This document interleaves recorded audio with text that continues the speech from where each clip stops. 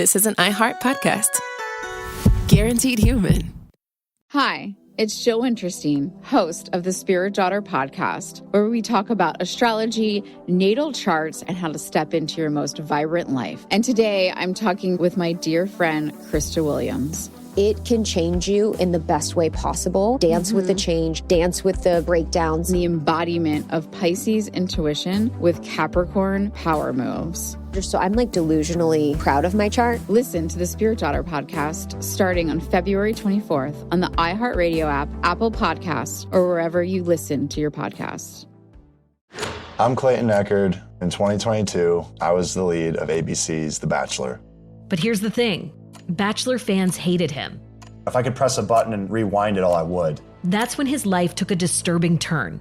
A one-night stand would end in a courtroom. The media is here. This case has gone viral. The dating contract. Agree to date me, but I'm also suing you. This is unlike anything I've ever seen before. I'm Stephanie Young. Listen to Love Trapped on the iHeartRadio app, Apple Podcasts, or wherever you get your podcasts.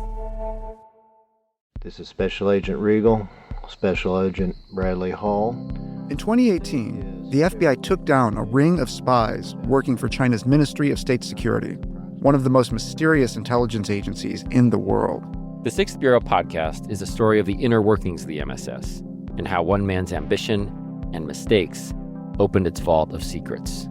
Listen to The Sixth Bureau on the iHeartRadio app, Apple Podcasts, or wherever you get your podcasts.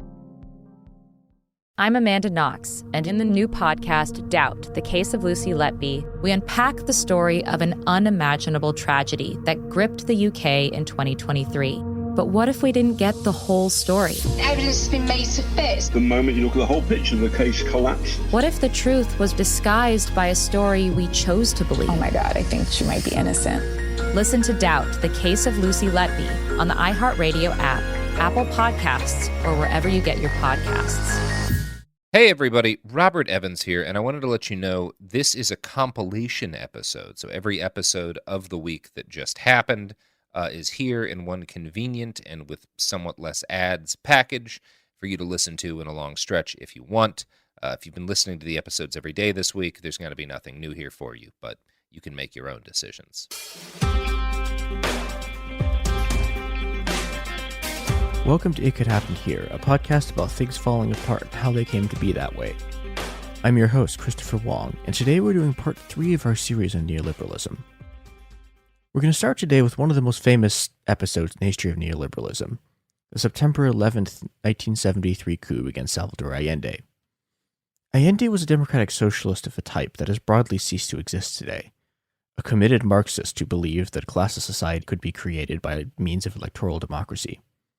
He embarked on a campaign drastically more radical than any modern socialist politician has done more than dream of.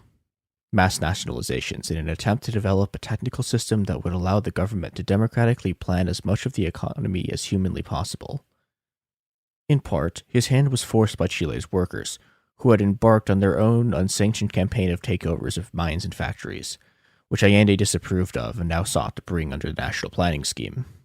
To do this, he brought in British cybernetics theorist Stanford Beer, who embarked on an operation called Project Cybersyn to collect and coordinate information between various factories and allow democratic planning at the ground level in a way that would allow instantaneous reaction to crises and immediate changes in production levels and conditions inside the factories themselves to deal with them. Allende, for all his Marxist credentials, was fiercely critical of the bureaucratization of the USSR, and in particular, in the economic sphere, the way its planning systems were essentially unable to react to local changes quickly in a context where plans were only created every 5 years. Cybersyn would solve these problems by workers' participation at the factory level and constant updated data flows to the planning office. As the project went on, Beer became progressively more radical. A strike by right-wing truck workers backed by capitalists and the CIA in 1972 threatened to grind the nation to a halt. In response, workers formed enormous cordones industriales, or industrial belts, to help self-organize production and bypass the striking right-wing workers. In coordination with Allende's government and a new Cybersyn control room, they were able to outmaneuver the strike and maintain production and distribution at nearly full capacity by tracking where goods were going and where they needed to go along what routes. Beer rapidly became convinced that, quote, the basic answer of cybernetics to the question of how the system should be organized is that it ought to organize itself. In essence, that Cybersyn should be used to eliminate the bureaucracy in the state entirely and allow workers to directly organize production themselves. Now, Cybersyn, in theory, is what the neoliberals claim, at least in public, to want. It's an anti-bureaucratic system that uses decentralized control over the means of production to combat totalitarianism and ensure that the state respects individual rights and liberties. In fact, as Evgeny Monarose put it, Beer and Hayek knew each other, as Beer noted in his diary. Hayek even complimented him on his vision for the cybernetic factory after Beer presented it at a conference in 1960 in Illinois. So, naturally, when the system was actually implemented, at least in part in Chile, the neoliberal position was that every single person involved in the entire economic experiment needed to be killed. Chile was put under economic blockade by the US and multinational corporations with full neoliberal support, an ironic position given Milton Friedman, Hayek, and Ropke's pure and absolute opposition to economic blockades of South Africa or Rhodesia. To its eternal shame, the AFL-CIO's American Institute for Free Labor Development provided training and funds to the right-wing unions that opposed the leftist government and others across Latin America. In Chile, working directly with the CIA, the AFL-CIO's organizations trained the right-wing truckers whose 1972 strike we've already discussed, and whose 1973 strike would pave the way for Pinochet's coup. In many cases, organized labor, especially in the US but also in places like Italy, spent the 70s battling their own left flank in defense of capital. Their reward for their services was capital turning around and gutting them like a fish in the 80s. Allende, too, fought a series of battles with its left flank, disarming the mass workers' assemblies that had formed in 1972 and could have saved him from the coup. The result was the other 9/11, on which day, in 1973, the military overthrew Allende in a coup, and Allende shot himself in the presidential palace. The man who would emerge on the top of the power struggle in the military at the end of the coup was one Augusto Pinochet. Now, Pinochet from the beginning had the support of Chile's own domestic neoliberals, of which there were a fairly large number. Upon taking power, he carried out what would become the standard neoliberal program, returning nationalized industries to the capitalists, eliminating price controls, and increasing interest rates. But full-scale neoliberalism didn't come immediately. Inflation, which Pinochet had nominally in large part taken power to control, continued unabated, and in 1974, Milton Friedman arrived in Chile to argue for neoliberal shock therapy. But it wasn't until Pinochet's desperation for money drove him to the IMF that he would fully embrace neoliberalism. Most of the world had refused to do business with the new dictatorial regime, with the exception of the US and, oddly enough, Mao's China, which poured money into the regime and Pinochet's personal pockets. But that money was insufficient, and the IMF was the only remaining body who would actually lend money to Pinochet without any requirements on improving Chile's, at this point, abysmal human rights record. Much of the full neoliberal turn that hit Chile in 1975 came from demands from the IMF itself, who demanded draconian measures to control inflation. Here, Pinochet was aided by the support of the neoliberals, whose legitimacy and academic standing allowed them to negotiate and secure favor from the IMF, which they had already begun to infiltrate. At this point, the infamous Chicago Boys, economists trained at the University of Chicago by Milton Friedman, were put in charge of the economy. University of Chicago-trained economist Sergio de Castro, known as the Pinochet of the economy, was put in charge of the Ministry of Economics. De Castro privatized an enormous portion of the remaining profitable state industries, eliminated tariffs and implemented free trade policies, deregulated the finance sector, and eliminated any remaining price controls. Chicago Boys would go on to do things like privatizing the entire Chilean pension system, with the exception of the military, which is as good an indication of any as to what the regime thought the actual effects of privatization would be. In 1978, Pinochet declared something called the Seven Modernizations, with, quote, reforms in labor, education, health, regional decentralization, agriculture, and justice policy. The goal of these reforms was to introduce the market into literally every aspect of society. Now, in episode 1, I very briefly mentioned the Virginia School as one of the major schools of neoliberalism. The Virginia School are the people behind public choice theory. Their thing is essentially taking the absolutely absurd set of beliefs Chicago School holds about people, that humans are all-knowing, rational, calculating gods optimizing their behavior to get the most out of every single interaction to maximize the utility, and then applying it to political science and then literally every other field. If you've ever heard someone say there's no rational reason to vote, because if you're a rational, self-interested person, the cost of voting outweighs the benefit, because your vote only matters if it's deciding one, and therefore it's against your interest to vote, that's the Virginia School and their public choice theory bullshit at work. Pinochet's 7 modernizations was an application of Virginia School doctrine to the entire Chilean state, and as much as the society as humanly possible, with the goal of transforming it into a market. I'm going to read a section from The Road to Mount Pelion, describing Virginia School titan James M. Buchanan's work. Quote, "Ineffectual consequences in the political marketplace were blamed solely on the fallacies of political decision-making." Quote, "We can summarize public choice as a theory of government failure." End quote. Buchanan delivered a highly abstract paper titled Limited or Untitled Democracy to the Mont Pelion Society in Viña del Mar in Chile in 1981, which some constructed as a critique of the host country's mobilization for action history. Buchanan stated that if limited democracy was a polity predisposed to disable a political market that would otherwise promote the most efficient allocation of resources, the only meaningful task of the government would be to deprive the polity of its ability to do so. Public choice theory thus sought to limit democracy and depoliticize the state in order to enable unconstrained market forces to guide human interaction. Since the Pinochet regime was committed to using its governmental powers in precisely this manner, Buchanan's paper provided theoretical support for the regime, even if it did not openly endorse the authoritarian rule. Buchanan, of course, would spend a bunch of time doing lectures in Chile throughout Pinochet's dictatorship, but he was not that regime's most vociferous neoliberal supporter. That award goes to Friedrich Hayek. Here's Hayek when asked about Chile, which he'd been to in 1978 and had blessed with his approval. Quote, "A dictatorship can restrict itself, and a dictatorship which deliberately is restricting itself can be more liberal in its politics than a democratic assembly which has no limits." Chile's 1980 constitution was drafted in part by one of Hayek's friends. Here's Road to Mount Pelion again. "The Constitution was not only named after Hayek's book The Constitution of Liberty, but also incorporated significant elements of Hayek's thinking. Above all, the Constitution placed a strong emphasis on a neoliberal understanding of freedom. Guzman's version of freedom is intrinsically connected to private property, free enterprise, and individual rights. Individual freedom, in his interpretation, can only evolve in a radical market order.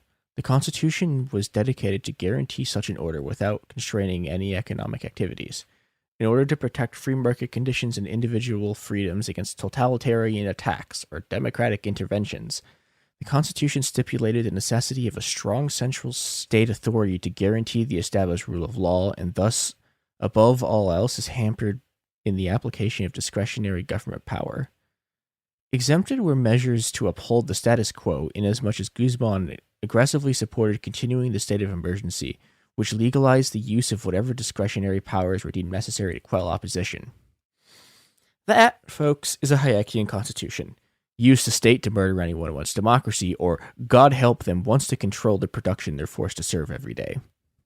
Chile is neoliberalism's Voltron, by combining the power of all 4 major schools of neoliberalism: Chicago School monetary and economic policy, Austrian School constitutional order liberal reliance on the international bureaucracy and legal institutions like the IMF in order to promote a market economy, and Virginia School public choice theory running the state.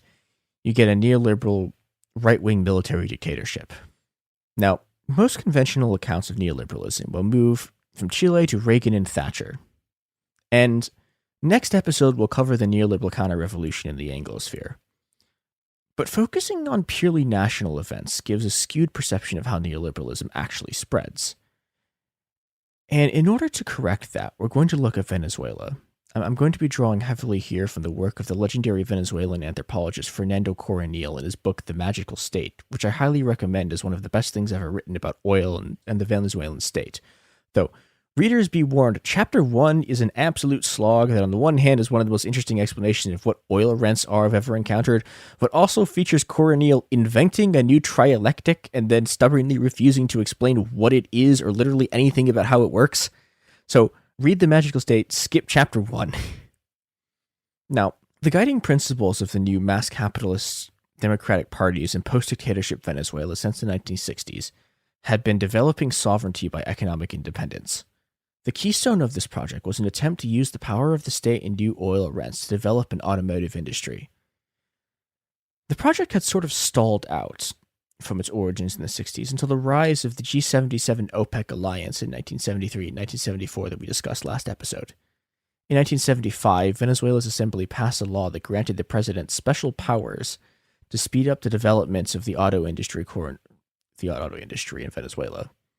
Coronel described it thus, quote, "The central goal was to have 90% of the vehicle's value, including the drivetrain, produced locally by 1985. Major components would be produced by enterprises having at least 51% of their capital from local private sources. Existing foreign companies would have to become mixed or national firms in accord with anti-impact regulations if they wanted to benefit from the common market." Now, this plan is what's called industrial import substitution.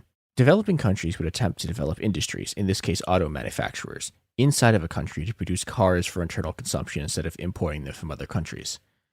The other key of this plan is the Andean Pact, an association of Bolivia, Colombia, Ecuador, Peru, and Chile that was collaborating to develop a regional industrial economy that would use local resources to build a local industrial economy, producing industrial goods made entirely inside of the countries themselves from their resources. Now, Venezuela joins the pact in 1973, and Pinochet notably leaves in 1977. The key sticking point in this joint Andean Pact Venezuelan attempt to build an auto industry was that Venezuela needed technology held by multinational corporations in order to actually produce the vehicles. Multinational car companies were willing to go ahead with the project to build cars in Venezuela in the short term because they were hurting from the oil shock and thus were willing to help national plans develop cars as long as they could use the parts to build their own cars with parts sourced from around the world.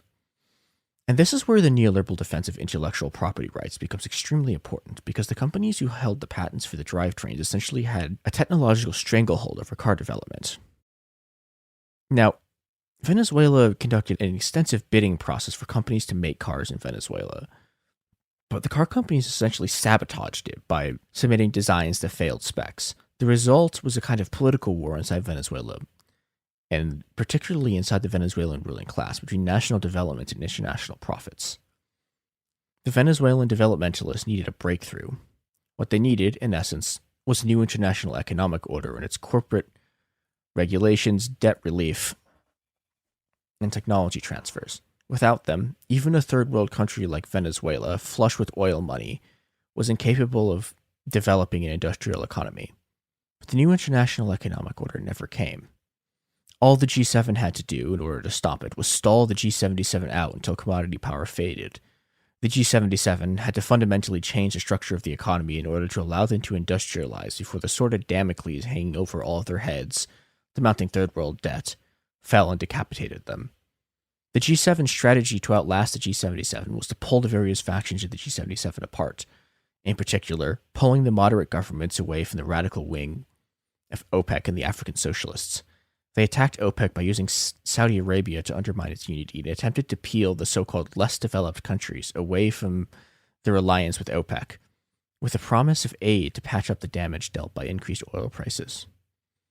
Neither worked incredibly well, but when combined with the US essentially shutting the UN down by refusing to let any business get done or refusing to vote for or even vetoing routine matters, the stalling worked.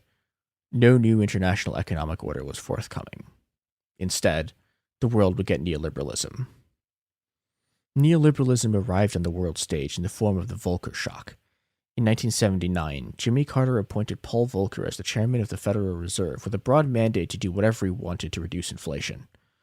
Volcker had become a disciple of monetarism, a Friedmanite Chicago school belief about the role of the money supply in the economy considered to be absolutely crank even by modern neoliberals. His solution, which became known as the Volcker shock, was to increase interest rates to 20%.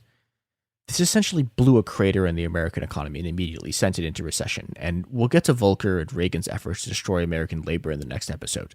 But the damage to the Third World was even worse. G77 governments had, for decades, taken out adjustable rate loans pegged to something called the LIBOR rate.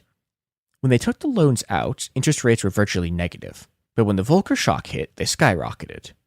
Now, as we talked about last episode, a major part of the crisis of the 70s was enormous piles of oil money, mostly from the Gulf states, floating around that nobody could actually get returns on because of declining manufacturing profit rates. This money wound up flowing back into the American finance system when capital controls were lifted in 1975. And the banks threw the money at loans in the third world. Now, some of that money had been put into industrial development that had yet to pay off. Some of the money had simply been put directly into dictators' bank accounts.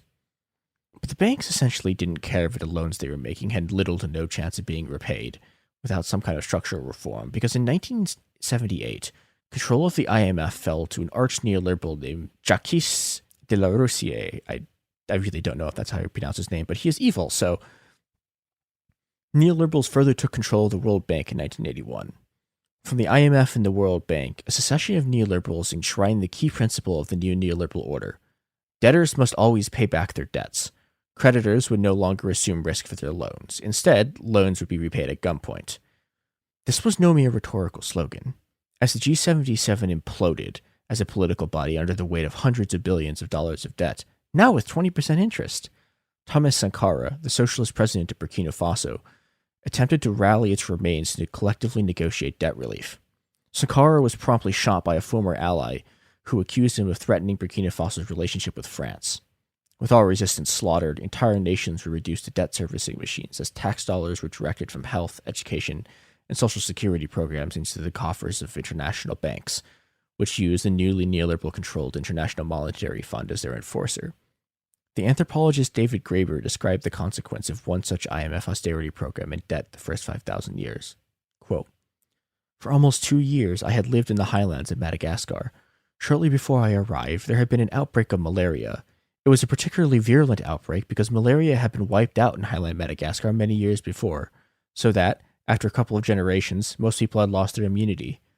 The problem was, it took money to maintain those mosquito eradication programs, since there had to be periodic tests to make sure mosquitoes weren't starting to breed again, and spraying campaigns if it was discovered that they were. Not a lot of money. But owing to IMF-imposed austerity programs, the government had to cut the monitoring program. 10,000 people died. I met young mothers grieving for lost children.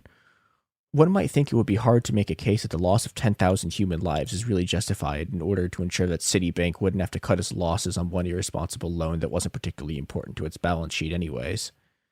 Following the old ultra-liberal dream of a legal framework to ensure neoliberal market economies, the new generation of neoliberals used the IMF, World Bank, and other bureaucratic institutions to act as debt enforcers and impose neoliberal policies from above without anything so petty as democracy interfering with it.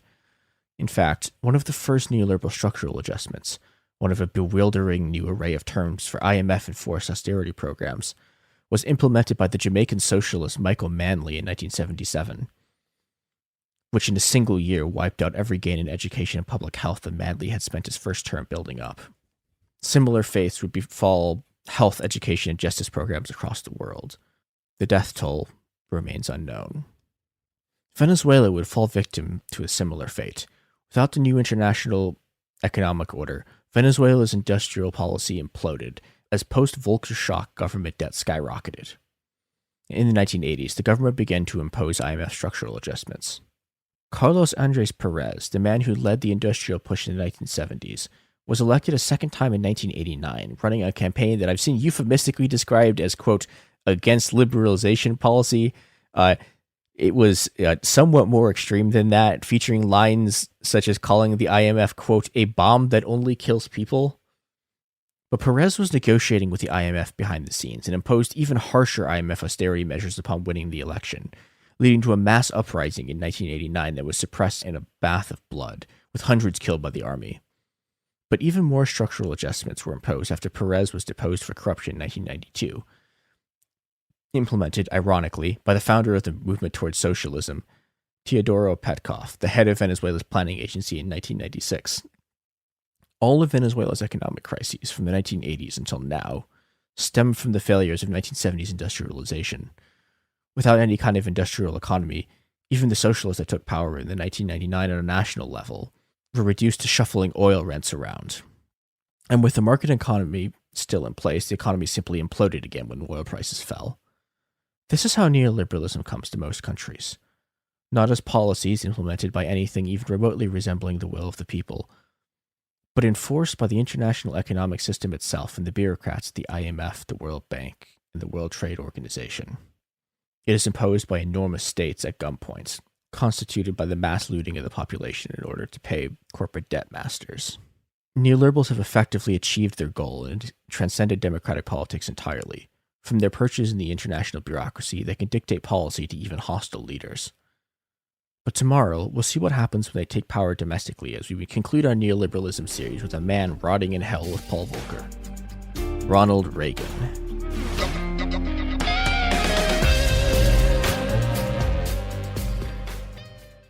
Hi, this is Jo Winterstein, host of the Spirit Daughter podcast, where we talk about astrology, natal charts, and how to step into your most vibrant life. And I just sat down with a Minnie Driver. The Irish traveller said when I was 16, you're going to have a terrible time with men.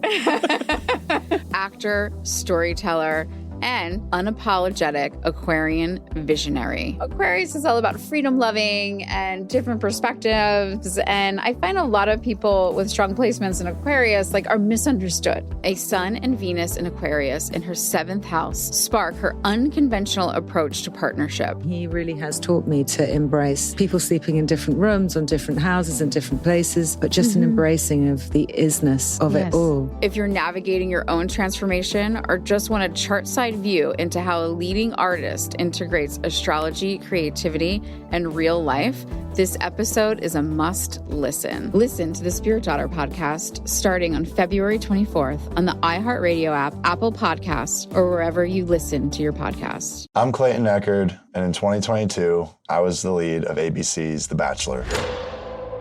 Unfortunately, it didn't go according to plan. He became the first bachelor to ever have his final rose rejected. The internet turned on him. If I could press a button and rewind it all, I would. But what happened to Clayton after the show made even bigger headlines. It began as a one-night stand and ended in a courtroom, with Clayton at the center of a very strange paternity scandal. The media is here. This case has gone viral. The dating contract. Agree to date me, but I'm also suing you. Police search warrant. This is unlike anything I've ever seen before. I'm Stephanie Young. This is Love Trapped. This season, an epic battle of he said, she said, and the search for accountability in a sea of lies. I have done nothing except get pregnant by the Bachelor!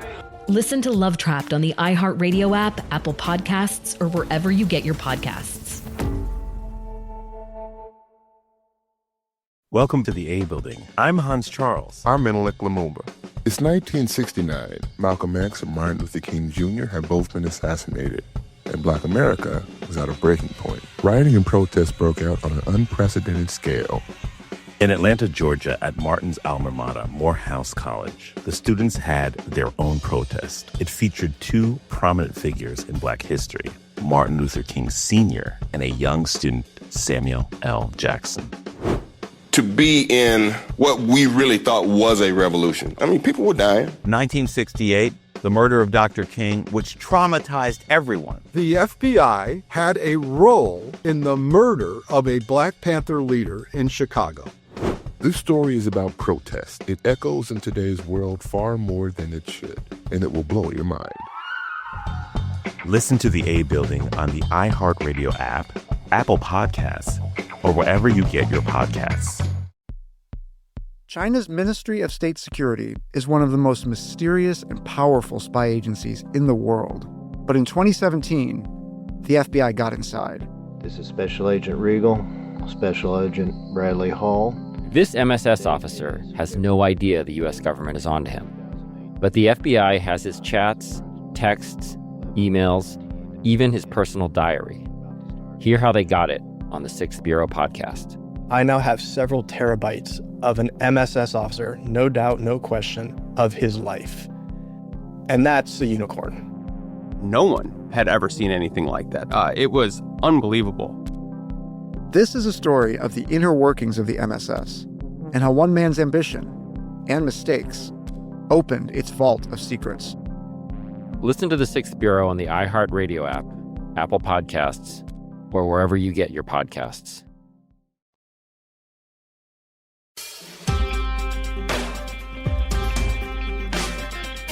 Welcome to It Could Happen Here, a show about things falling apart and is for one final time this week about why and how things have fallen apart in this specific way.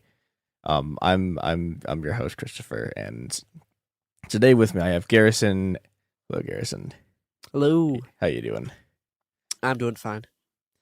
We're going to talk about something that is not fine. It's not fine at all. Is in fact extremely grim and bad, which is part 4 of our series of neoliberalism, i.e., all of the bad things happen at once.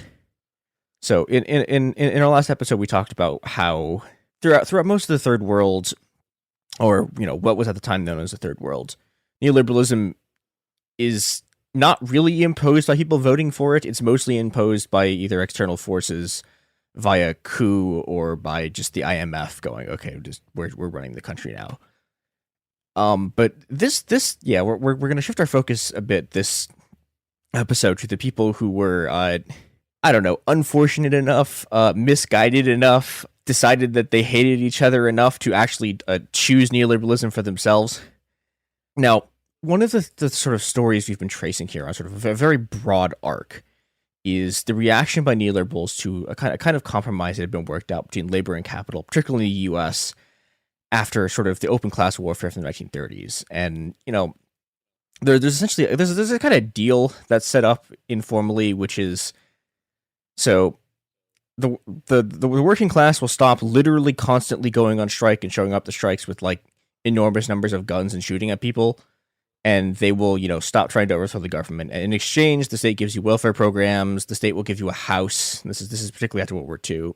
The American state just, does this massive homeownership campaign. And if you're a union worker, particularly if you're a white man, like this working one of these union jobs will put you into the middle class. You can take vacations. You can have a house. You can get pensions. Your unions are legal now, which is the thing that hadn't happened before. And this is essentially a counterinsurgency tool. The goal of this is to stop people from, doing the kinds of revolts that were happening in the 1930s. But by the 1970s, it's becoming very clear that this sort of detente, can't really be maintained because it's too expensive for sort of the capitalist states to maintain, and trying to maintain both. Well, and the secondary thing here is okay, so this deal specifically goes out to white men, right? Now, throughout the 60s and 70s, you get a bunch of other people who are not white men attempting to enter the workplace, attempting to get the same bargain. And, they're in a lot of ways significantly more militant. And this causes enormous amounts of internal strife. You get, the U.S. is murdering the Black Panthers. You get similar stuff in the UK. And the neoliberals basically are the people who just fully called this detente off and are, essentially going to return to full-scale class war. And so now we are finally getting to Reagan and Thatcher. And one day we will do a full episode about how Ronald Reagan and a weird shadowy cabal of Italian intelligence services rigged the 1980 election by planting fake stories about Jimmy Carter's brother in the press. Which is... have you heard that story, Garrison? No, but it sounds like regular media manipulation that happens all the time now. Yeah, there's a whole through line there because, a lot of those same kind of intelligence tactics are going to be used to sell the Iraq War, and there's this whole sort of thing. Then, there's also the specific Italian angle of the Italian state's being run by this rogue Masonic lodge led by a fascist, and it's a time. There's this whole lot going on there, but that's, I'm just thinking Hunter Biden laptop and all of that. Yeah. Stuff. It's so that's just the same playbook. Yeah, it's the same thing, except they were actual intelligence people running it instead of just sort of whatever Tucker Carlson. Yeah, Tucker Carlson and Glenn Greenwald trying to get people to care about this thing that just nobody gives a single shit about. Yeah, it was, but the 80s version of it was significantly more effective, and the product of this is that Reagan Reagan finds the secret sauce for right-wing politics, which had kind of, in some ways Nixon had been trying to develop but hadn't quite gotten right, which is... He figures out that, if you want to do neoliberalism, if you want to destroy the unions, if you want to destroy the welfare state, the way you do it is basically a combination of sort of racist tax and welfare recipients, and you mobilize new religious right. And this is extremely effective. But I think it's also interesting and worth noting that if we go all the way back to episode 1, like this is Ropke's like white nationalism, like sort of German white nationalism thing. This is explicitly what Ropke's sort of strategy for implementing neoliberalism was. The problem is he was German and Catholic, which meant that like it could never work in the U.S. But you get Reagan, suddenly you get the American version of it that is white but American, and then also works off of the sort of mass Protestantism in the U.S. and this becomes a force that is responsible for like almost every bad thing that exists today in some form or another. A lot of them. Yeah, I mean, not all of them, but things go extremely badly. And so Reagan wins this election, and then almost at exactly the same time, Margaret Thatcher wins her election in the UK. And that the combination of those two things, and also, as we talked about last episode, the Volcker shock, where Volcker raises the interest rates, raises the Fed interest. Volcker's installed weirdly not by Ronald Reagan, but by Jimmy Carter, but is given this sort of mandate to just literally do whatever you have to get inflation under control. The thing that he decides to do is just literally nuke the entire world economy. We talked about the effects this had on sort of the world in the last episode, but in the U.S., this sets off a recession that lasts basically from like 1979 to like 1982. At the height of it, I think we finally got more people unemployed during the pandemic, but I'm like 90% sure that between World War II and the pandemic, that was the single largest number of people who've been unemployed in the U.S. Which is, it was just epochal devastation. And, there's a whole thing here where the head of the AFL-CIO is literally begging Volcker, like, please don't do this. Like, we can get inflation under control after the economy recovers. And Volcker's just like, no. The consequence of this is that you have an economy in which there's an enormous number of people unemployed, and the unions are weak. And both Reagan and Thatcher sort of see this. Now, the unions in the UK are in a significantly better position than the American unions. Reagan is able to sort of smash the American unions very quickly. There's the famous air traffic control strike, where a bunch of American air traffic controllers go on strike, technically illegally, and Reagan just has literally every single one of them fired and replaces them with just like people from flight school, like people who just like literally anyone he can just like pull off the street who sort of kind of knows how to land an aircraft. Like they pull in people from the military. It's just like this absolutely wild sort of feat of strike breaking. And then, and when that falls and that strike fails, the air traffic controllers, funnily, so the air traffic controllers had actually backed Reagan. They were like the only union that backed Reagan in the election, and they immediately just get, they get gutted for it, which, like, I have mixed feelings about, because, like, on the one hand, like, yeah, that's what you get, but on the other hand, this is basically what destroys this and the consequences of this is basically what destroys like trade unions in the U.S. Because at this point, everyone realizes that the unions are weak, and they just start, you get to the point where employers are deliberately provoking strikes so that they can just fire all the unionized employees, and it's extremely effective. In Britain, the fight is a lot more intense. In 1984, Thatcher cuts coal. Basically, Thatcher wants to provoke a fight with the coal unions, and so she basically wants to shut down a whole bunch of coal production and fire like 20,000 miners. And the miners go on strike, and they go on strike for over a year. But Thatcher had basically stockpiled enough coal to stave off the worst effects of the strike, and then she makes these like incredibly elaborate network of deals with, like, she has like this whole scab driver like union, like basically this whole network of scab drivers to like make sure you can move the coal around while the strike's going on. There's all of this stuff, and and she eventually is able to crush the coal strike, and this just completely annihilates like the British trade union movement. I mean, union participation, I think during Thatcher's term alone falls by 50%, and it's gotten way worse since then. So with those two incidents, the air traffic control and the coal, did those just kind of make people be disillusioned, or did that just like pave the way for similar tactics to be acceptable for every other union that tried to do the same thing?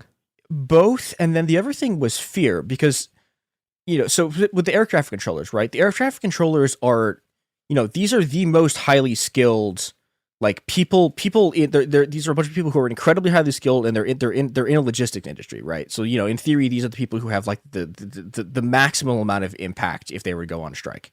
Yeah. And when Reagan shows that you can literally just fire 24,000 people of like the most highly skilled sort of workers in the US, you can fire them and just break the strike and nothing will happen. And, the result is total defeat and none of these people ever work again. That basically spreads this massive wave of fear through the union movement because, if they can fire those guys, they can fire anyone. And then, the employers just start doing it. And the other thing that's been happening here is that for really since the end of the 40s, the unions have kind of... So we'll talk about this more in an interview that's going to come out probably next week about the history of the American union movement. But American unions basically... So the union movement was built by radical organizers. And in the 40s and sort of moving on from there, all these people get expelled from the labor movement, and labor fights this basically incredibly intense battle against its own left flank. And you have, like, for example, in there's this thing called the Dodge Revolutionary Union Movement, right, which is a bunch of mostly black workers in Detroit who are, they're forming unions, they're going on strike, but they're also fighting against the UAW because the UAW is cooperating too closely with the bosses, et cetera, et cetera, et cetera. And there's these, there's basically this battle between, like, not even just basically between the union's rank and file and the radicals and the sort of business union management. And in fighting that battle, the unions had basically like massively weakened themselves. And then, and by the time you hit the 80s, especially in the US, the unions are just sort of a shell of their former selves, and Reagan just sort of like smashes them aside. And Thatcher, the British unions are much stronger, but Thatcher's preparing to she has plans to like the army is going to come in and suppress the strike. There's these, and especially there's just an absolutely incredible amount of police violence. That's this is something that had like happened before during strikes, but the sort of level of intensity of it is just like massively increased. And there's also another thing that's happening basically at the same time with this, which is squeezing the unions from the other side, which is there's this, I guess you could call it like an internal class war inside the ruling class between, well, specifically inside of the sort of corporate management, between the sort of traditional like manager CEO class and the sort of like, I guess you could call them, I don't know, the sort of Wall Street finance bank types. And so one of the other things that's happens at the end of, basically after the war is the sort of class compromise I was talking about. Like this happens inside of the company too. And people start to see the corporation as like a social institution. It has, it's like, well, okay, so there's this alliance between middle management and the workers. And, it's like, okay, so we both work with each other. And, the compromise is that you guys got to have unions, but the unions won't sort of disrupt production. We'll all work together and we'll just make like, I don't know, we'll make really, really good ballpoint pens together. And so, yeah, you have this alliance between sort of middle management and these unions, and and this is embedded into the structure of the corporation because you not only have the unions, but you have corporations paying pensions. One of the things that Reagan does is that Reagan starts, Reagan does this massive series of financial deregulations, and the other part of this agreement basically had been that like the high level finance class had sort of stayed out of the way of management. And so management, I kind of like, you get this like this independent sort of CEO class that's a distinct thing that, that there are people who come up through the company who've been managers and they work their way to the top. And this is a distinct thing from sort of the finance people who are like, they're not supposed to be allowed to like, to touch production. But in the 1980s, the finance people start to look at this and go, wait, hold on. Why are we not running things? And the finance people have, well, because they have two things on their side. One, they have a sort of neoliberal ideology. And the second thing they have is, so Michael Milken, he figures out how to do this thing called a leverage buyout option. It's a kind of complicated financial instrument. The short and simple explanation of what it is he figures out a way to basically go into a bunch of debt and he gets people to give him a bunch of money, like in the form of these bonds, and then he uses it to just buy out entire companies. He buys 51% of the company, and if you own 51% of the company, now you control it. You have a controlling interest. And so he goes in and he just raises the stock prices of all these companies. And now, now he's gone into an enormous amount of debt, right, in order to buy this company. And so, in order to pay off that debt, he just starts strip mining the company. And so he starts, anything that can be sold for money that he can put in his pocket to pay off his debt starts getting sold. And anything the company is doing, it doesn't immediately make money or doesn't immediately raise the stock price, gets cut. And so, there are two major things that a company has that don't immediately make money and don't raise the stock price, and that is pensions and research and development. And this has this becomes known as the sort of, this is the hostile takeover wave. It gets rebranded as mergers and acquisitions in the 90s, but it's this huge sort of wave that sweeps corporate America, and it turns the corporation from this kind of social body where it's like, well, everyone's cooperating and companies sort of have this responsibility to like provide for their workers and provide sort of for like the social good, into literally the only the single entire purpose of any company is to raise the stock price.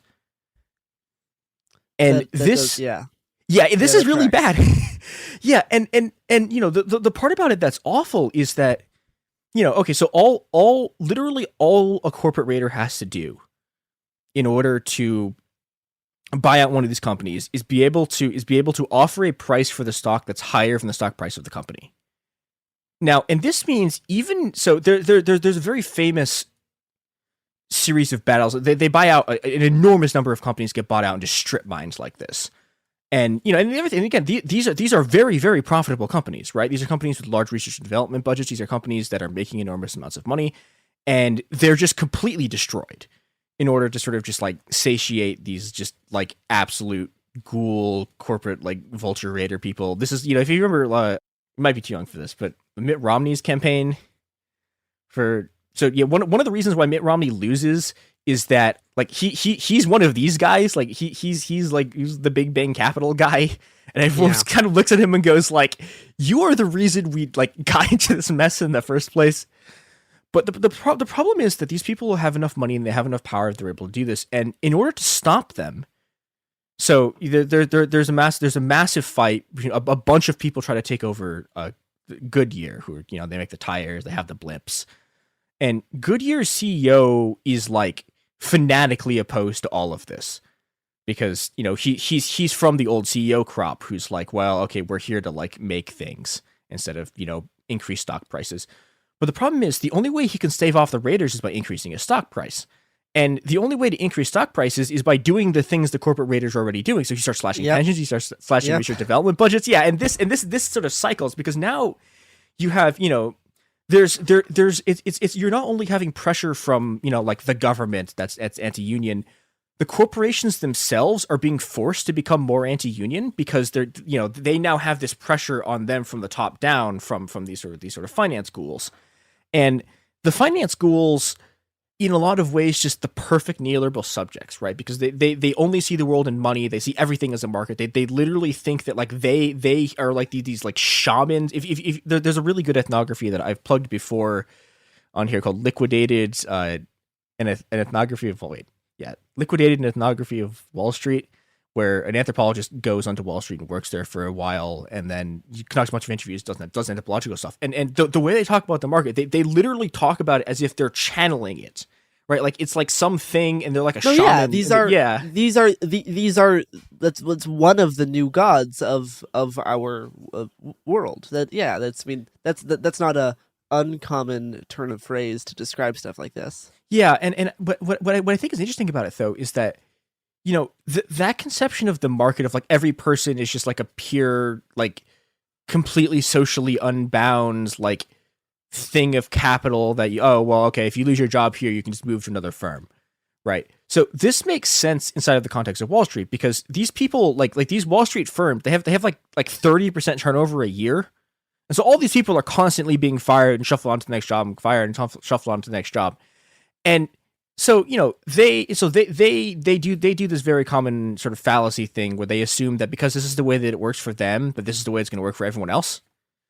And they genuinely, and a lot of these people genuinely believe this. They're like, well, okay, so the things that we're about to do, like, you know, when we destroy these workers' entire lives, when we you know, when we close their factories, when we take their pensions, when we literally destroy like every community and every like thing that's ever existed in their lives, they're like, oh, they'll just pick themselves up and go to another place and they'll be fine. Because, you know, if you're you know, a Wall Street finance school, like, yeah, that's what happens when you get fired every 3 months.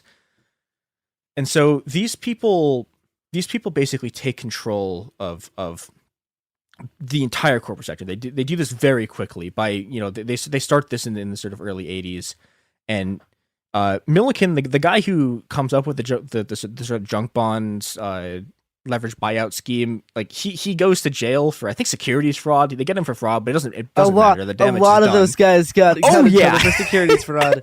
Yeah. All of these people, like, all of these people are just doing crime.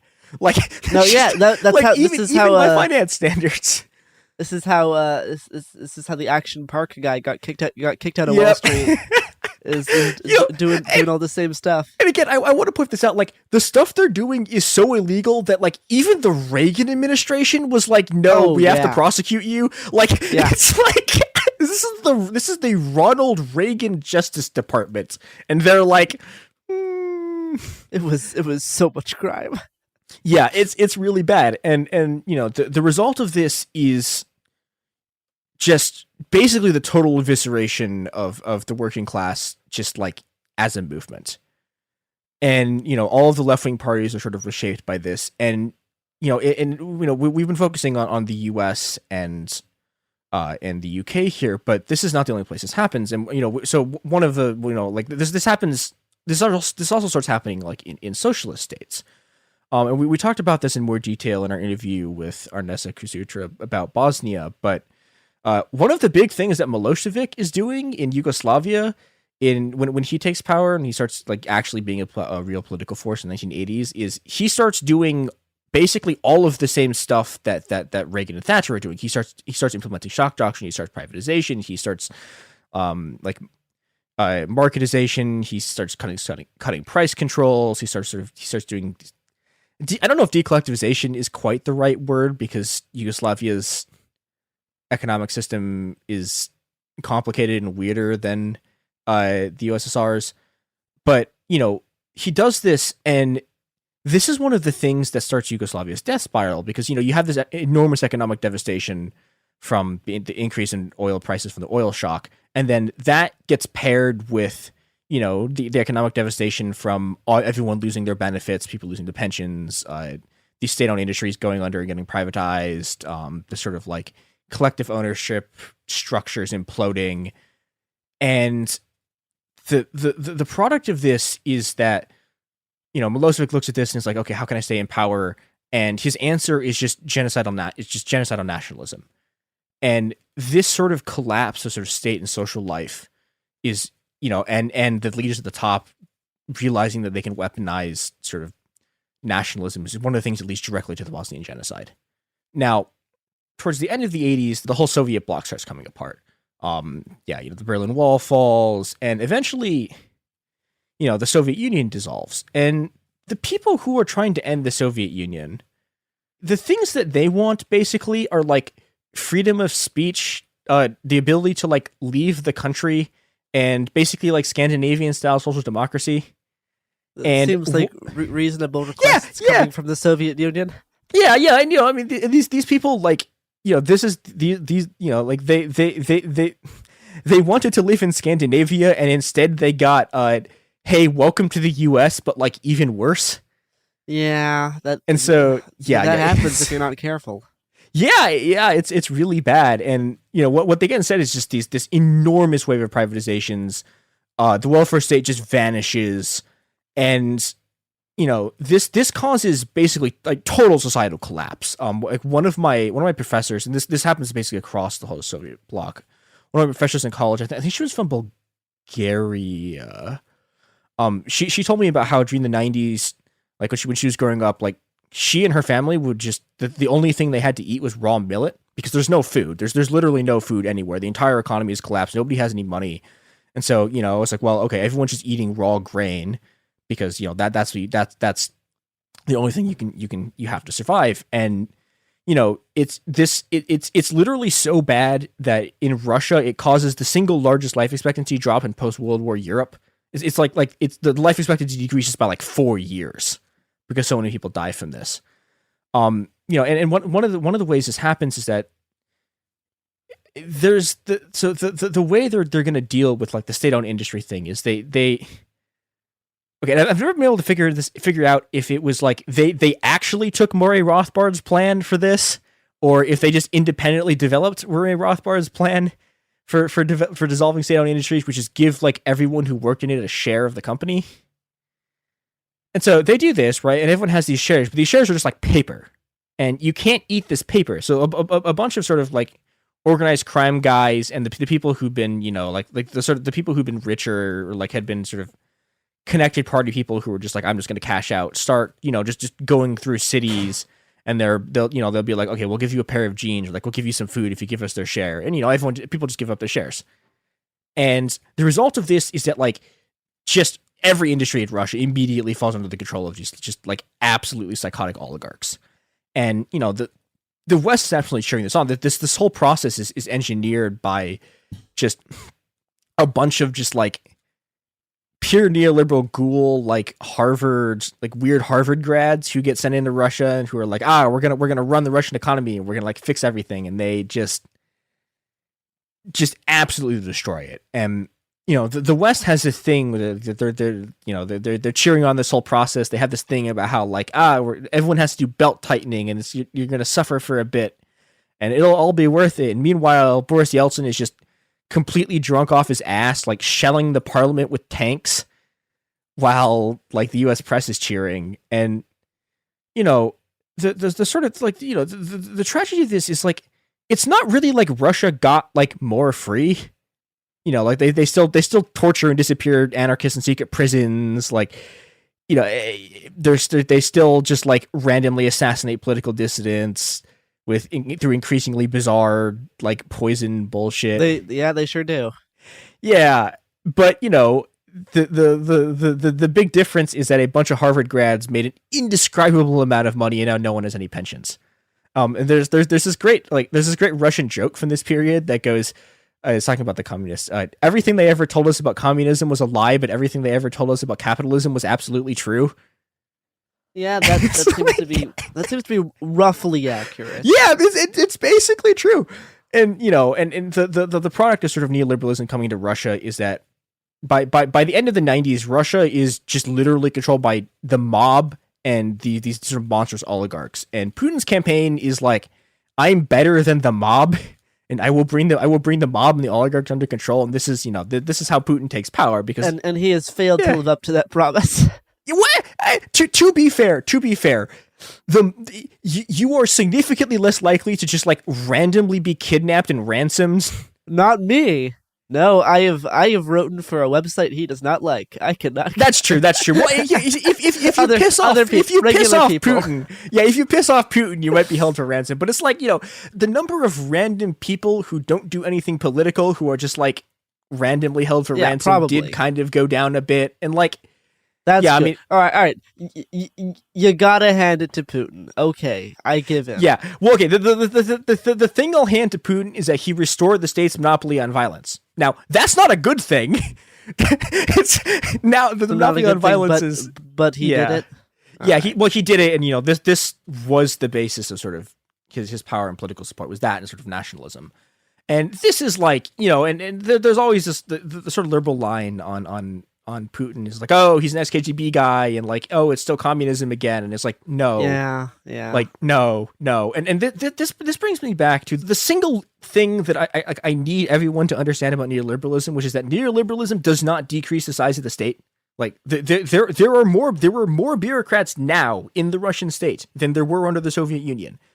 No, like, and it definitely, in order for it to operate, it definitely extends drastically the hands of the state in terms of like military, police, law enforcement, like all those things. In order to keep this weird market-driven thing alive, you need to have a lot of like enforcement on people who don't have, but both people who like actually make money, and then but mostly on people who don't make very much money. Yeah.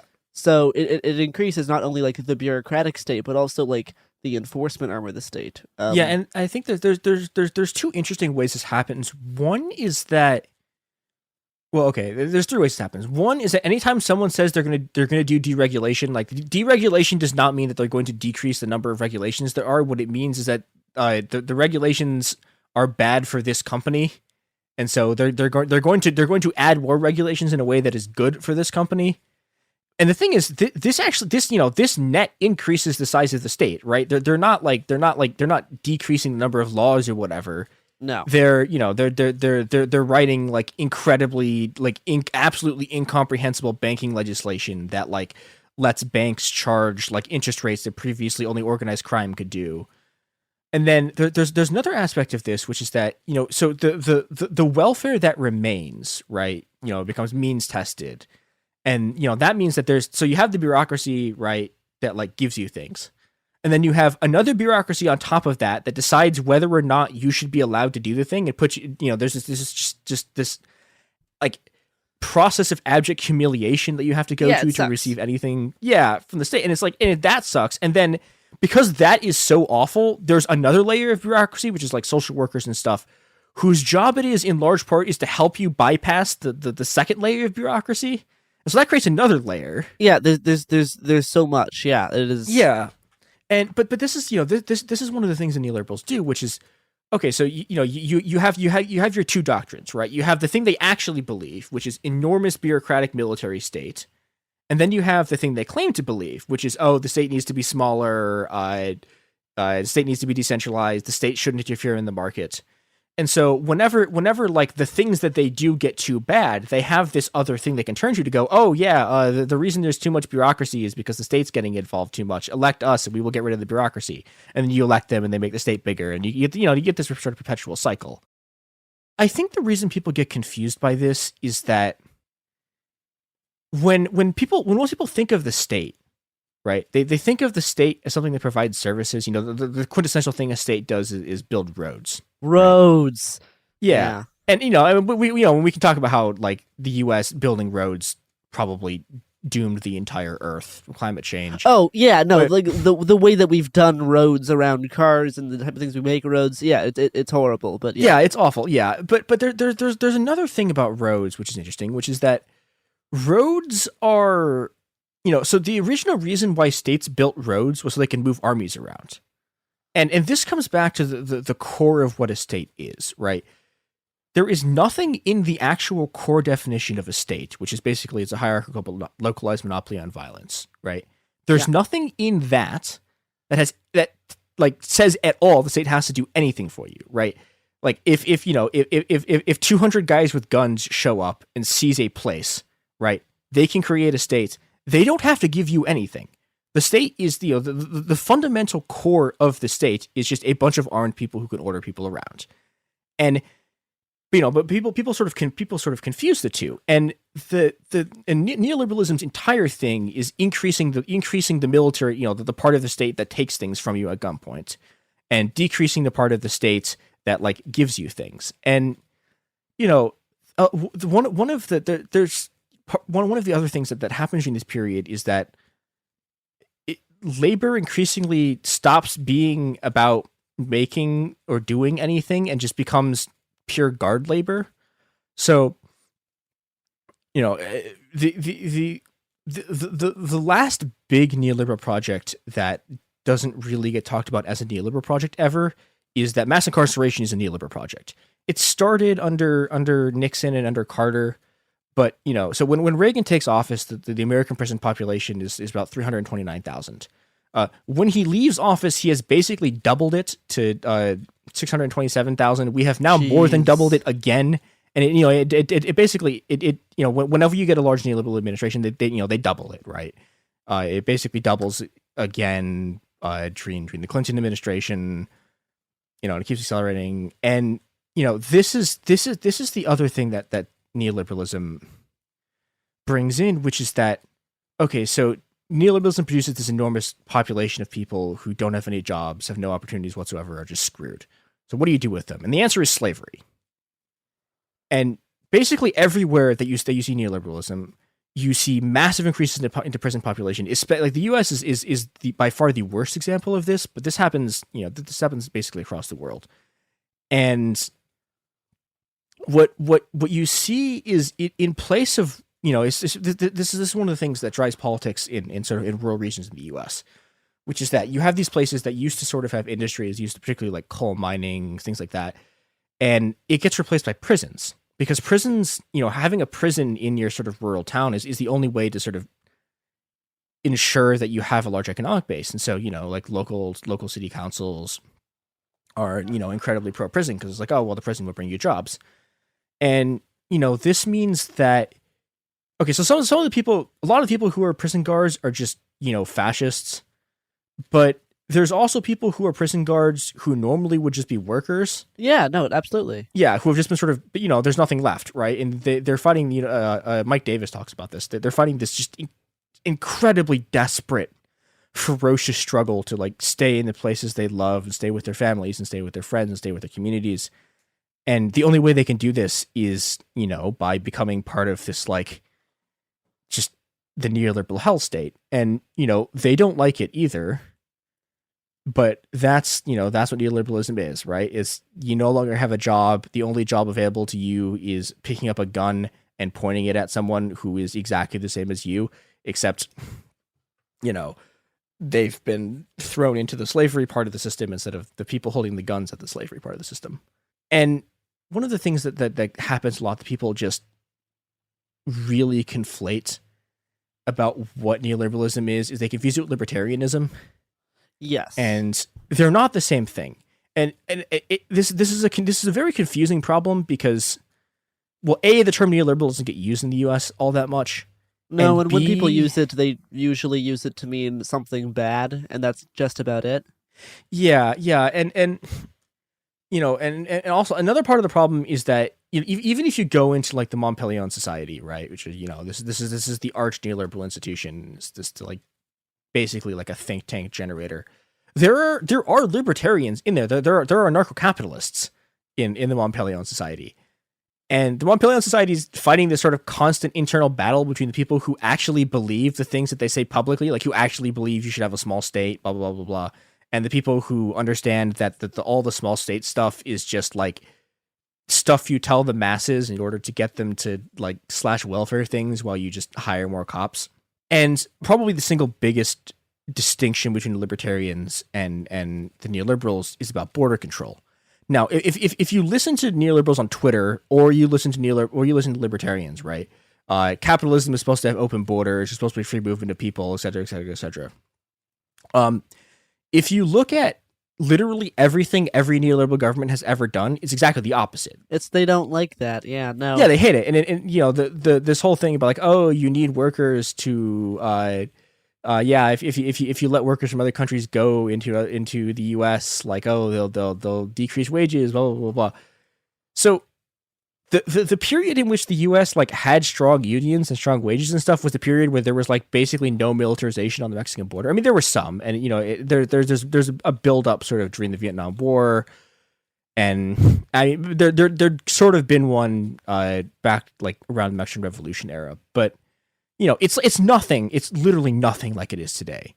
Today, the U.S. border is this just absolute hellscape. I mean, just like there's this enormous perimeter of the U.S. border where just the Constitution doesn't apply, where like the Bill of Rights just doesn't exist. If you're close enough to the border, it's all suspended. It's not entirely suspended, but like basically the border patrol can just do whatever the fuck they want to you. And like this is how the border patrol was able to be deployed in Portland, right? Because Portland's technically on the border, and so border patrol has increased powers there. And the actual goal is, so people are always going to move, right? And what the neoliberals figured out was that these enormous migrant labor populations, the best way you can exploit them is if they're just absolutely terrorized by just this incredible sort of ferociously hostile, murderous, just border regime run by fascists. And it works. Like they kill enormous numbers of people. They do horrible things. They put people in concentration camps. They sterilize people. They sexually assault children. They disappear people. They like steal people's babies. And this is, you know, this is what neoliberalism is, right? This is what it actually is in practice. This is, you know, this is the policy that is imposed by neoliberal states. And I think I want to end on that, and I want to end on a note about what the quintessential sort of figure of neoliberalism is, because I think, you know, in the neoliberal's mind, right, the quintessential neoliberal figure is like the small entrepreneur who's like, who's, you know, turned their own creativity and like harnessed it into like the ability to create value, and, you know, they're creating things for the world and they're enriching themselves. Yeah. And I think a lot of leftists think of it as like the quintessential neoliberal is, you know, a Chicago School of Economics person. Yeah. And I want to suggest that the single quintessential like neoliberal figure is a riot cop, and specifically the you know, if you know, everyone by now knows what a riot cop looks like, right? I want everyone to go back and even from like 2001, look at what a riot police officer looks like in 2001 versus what they look like now. And then go back to even like the 1960s and look at what those guys look like. Yeah, no, looking at footage from the 60s of riot cops is like really depressing, because you're like, I could take these guys. Yeah, they're just wearing t-shirts. Yeah, they're just guys. It's way more of a fair fight. They have t-shirts and sticks. We can have t-shirts and sticks. That's like a riot in the 60s. It sounds like. Now they also, in some cases, will be much more willing just to murder tons of people. Now there is that exception, but in like a big street brawl, it is generally a bit of a fairer fight. Yeah, I mean, I will say also, 60s police love dogs. They love like sicking dogs on people, which is really bad. Yeah. No, but yeah, I'm looking at the 2001 riot cops, and yeah, they are not nearly as RoboCop-y as what they are now. During the Chilean uprising in 2019, I was talking to someone in Chile, and they were talking about how, like, they were describing it as like the cops were just like something out of Teenage Mutant Ninja Turtles. Like, it was like fighting the Shredder.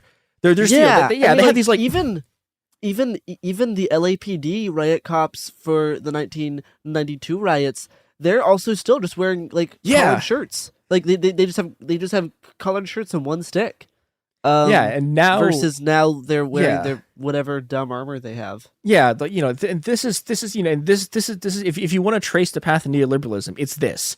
It's a lot of the army surplus stuff that like the police have gotten. A lot of it's really scary. A lot of it also sucks. Like a lot of those ATVs, everyone who's ever had to drive them hates them. But you know, like my like absolutely tiny dinky town has a Bearcat. That shouldn't be. No, it shouldn't. I know where it is too. Like I know where the Bearcat is. It's like there shouldn't be a Bearcat. That doesn't make sense. My town is a tax cutout. Like it's literally a tax carve out. Like that's the only reason it exists, and it has a Bearcat.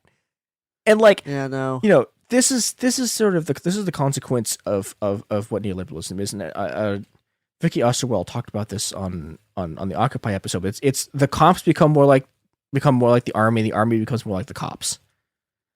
And, you know, the result is this sort of panopticon surveillance state where, like, if you and 7 people stand on a sidewalk, 16 cops will show up. Yeah, they've really excelled in making the capitalist realism doomer philosophy be almost like the base philosophy for anyone who takes 2 seconds to think about the world that they live in. Yep. And, you know, and this has been really effective in a lot of ways, but, you know, David Graeber pointed this out, which is that the problem with doing this is that, you know, okay, so like the enormous amount of guard labor, right? The enormous amount of sort of prison guards, like that's all unproductive labor, right? You know, you make some of that money back off the companies make some of that money back off the slave labor, right?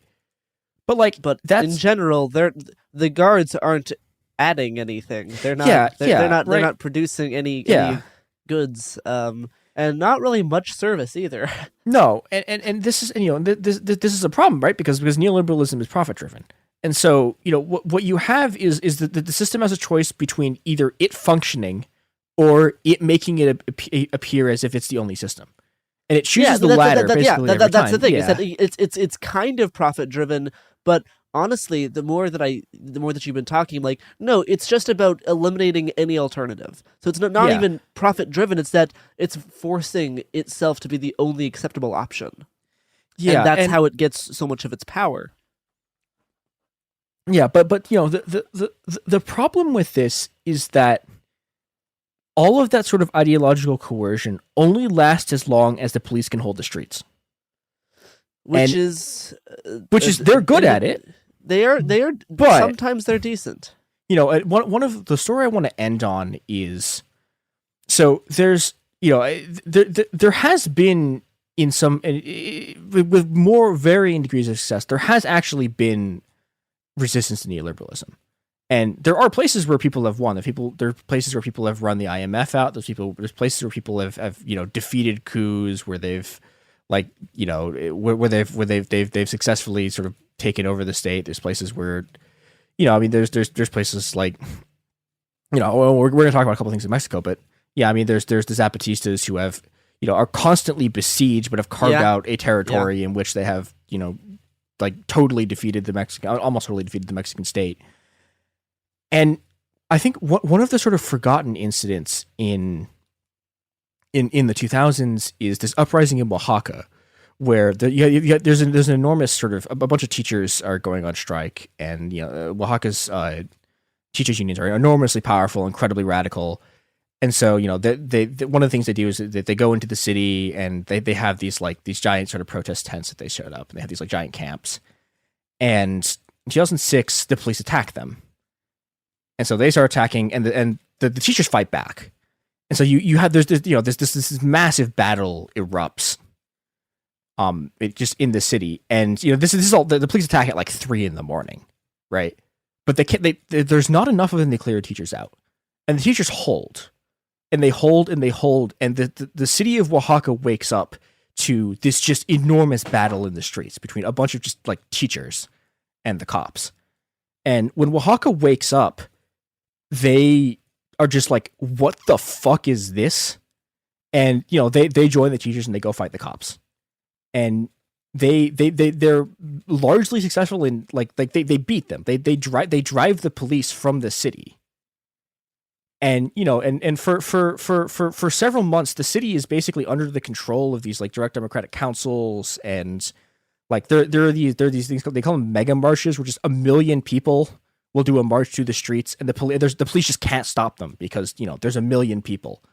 And that's the only way that I've seen it be successful, whether it be just a sheer mass of people driving cops out of a police station, or an entire city rallying behind people, like in Portland when the feds came. It's you need to have everybody to show up, because they can fight 200 twink anarchists pretty easily, usually.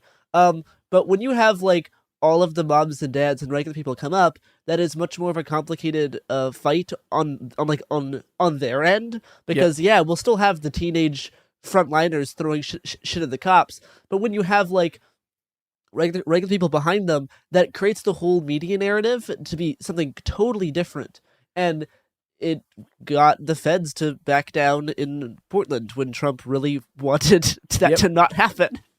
And I think also the thing that was incredible about Oaxaca is it wasn't just people sort of standing behind them, literally tens of thousands of people just joined the fight in a way that if there's 50,000 people in a city throwing bricks at you, you either have to start shooting into the crowd or try to hold them. You can't. And even when you start shooting into the crowd, they tried it and it didn't work. It was a disaster. It made it even worse. The crowds grew larger, and one of the things that happens is the revolutionaries try to they go to the radio station or okay, will you broadcast this? The radio station says no, and so they start seizing radio stations all over the city, incredibly big. Yeah, and they had these like bonfires at the edge of the city where everyone sort of meets, and like they're sending radio like messages like over the radio stations they've taken over from like barricade to barricade, and eventually the police and the Mexican army shows up, and at that point they're able to sort of retake the city. And there's a couple of other things happening in Mexico at this point that are sort of, there's this giant sort of left-wing tide. And the way that it gets stopped is that the Mexican army basically fully kicks off the drug war, and they kill. I mean, I've seen numbers up to like 800,000 people in 10 years. They basically genocide the indigenous population of Mexico. And I think that's sort of a place to leave it, because wow, what a heartwarming, hopeful note to end the show on. Yeah, but I mean, I think it's worth thinking about. Is one, it is possible to beat the police. Two, yes, the ruling class will literally bathe the entire country in blood.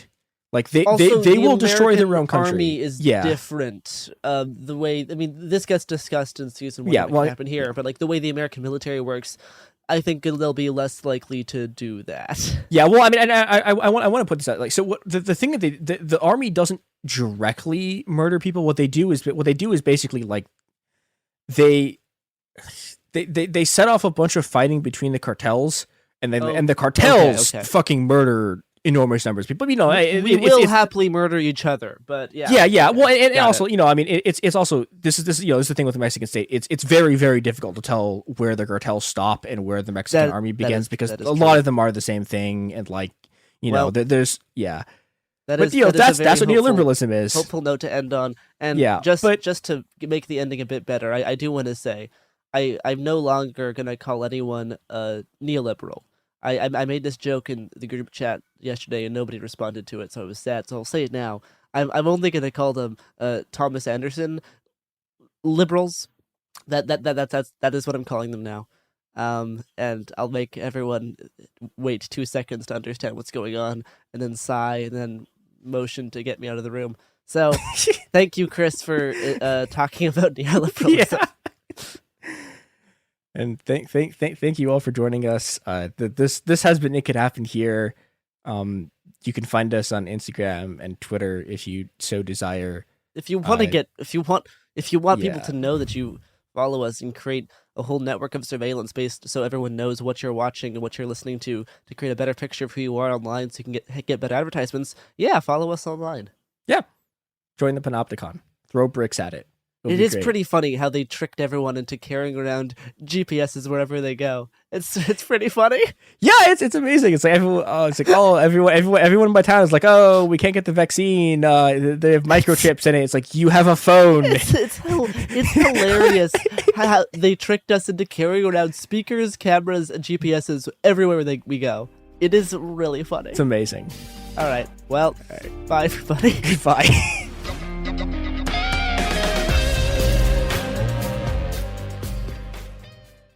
Hi, this is Jill Winterstein, host of the Spirit Daughter podcast, where we talk about astrology, natal charts, and how to step into your most vibrant life. And I just sat down with a Minnie Driver. The Irish traveller said when I was 16, you're going to have a terrible time with men.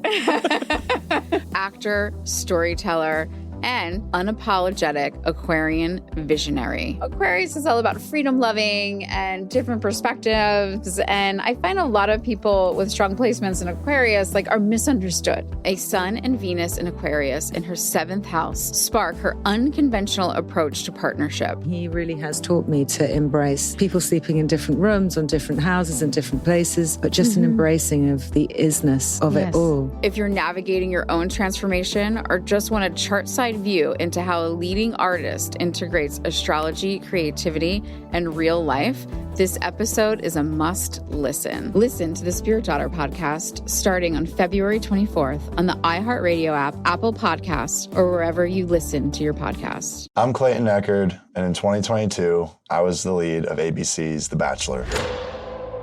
Unfortunately, it didn't go according to plan. He became the first Bachelor to ever have his final rose rejected. The internet turned on him, If I could press a button and rewind it all, I would. But what happened to Clayton after the show made even bigger headlines.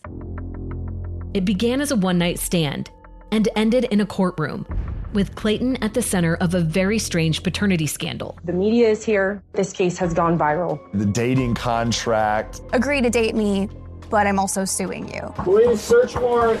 This is unlike anything I've ever seen before. I'm Stephanie Young. This is Love Trapped. This season, an epic battle of he said, she said, and the search for accountability in a sea of lies. I have done nothing except get pregnant by the Bachelor!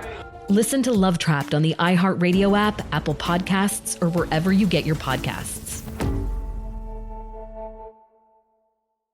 Welcome to the A Building. I'm Hans Charles. I'm Menelik Lumumba. It's 1969. Malcolm X and Martin Luther King Jr. had both been assassinated, and Black America was at a breaking point. Rioting and protests broke out on an unprecedented scale. In Atlanta, Georgia, at Martin's alma mater, Morehouse College, the students had their own protest. It featured two prominent figures in Black history, Martin Luther King Sr. and a young student, Samuel L. Jackson. To be in what we really thought was a revolution. I mean, people were dying. 1968, the murder of Dr. King, which traumatized everyone. The FBI had a role in the murder of a Black Panther leader in Chicago. This story is about protest. It echoes in today's world far more than it should, and it will blow your mind. Listen to the A Building on the iHeartRadio app, Apple Podcasts, or wherever you get your podcasts. China's Ministry of State Security is one of the most mysterious and powerful spy agencies in the world. But in 2017, the FBI got inside. This is Special Agent Regal, Special Agent Bradley Hall.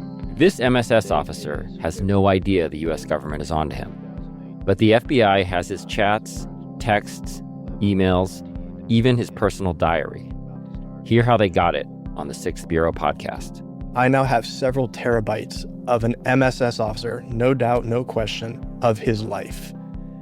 And that's a unicorn. No one had ever seen anything like that. It was unbelievable. This is a story of the inner workings of the MSS and how one man's ambition and mistakes opened its vault of secrets. Listen to the Sixth Bureau on the iHeartRadio app, Apple Podcasts, or wherever you get your podcasts.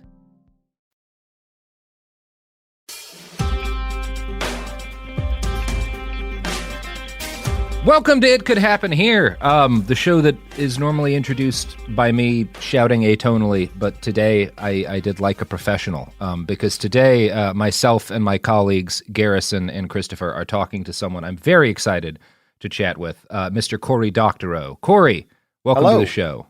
Thank you very much. It is my pleasure to be on it. It's great to meet you all and to be talking to you today.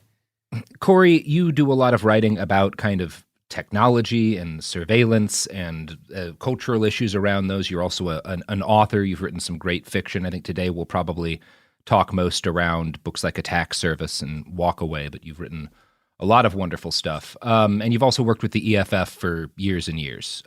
So you're coming at what I love about, I mean, we're going to be talking today broadly about surveillance and kind of the future of the internet. We'll probably talk about some metaversey stuff.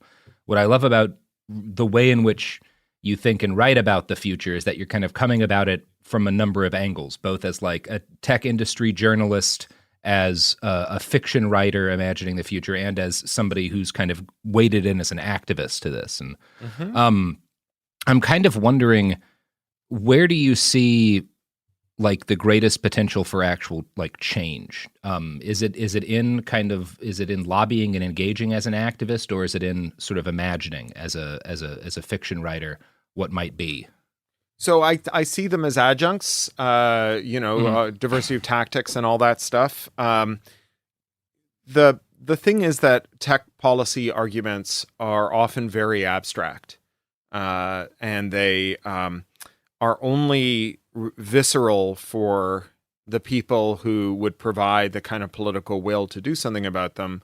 Usually that comes when it's too late. right? People care about tech monopolies once the web is turned into 5 giant websites filled with screenshots of text from the other 4, but not when Yahoo is on a buying spree of tech companies and we're saying, oh, that's how tech companies grow and all tech companies will grow in the future by buying all their nascent competitors and rolling them up into a big vertically integrated monopoly, which is kind of how we got Facebook and Google and the rest of it.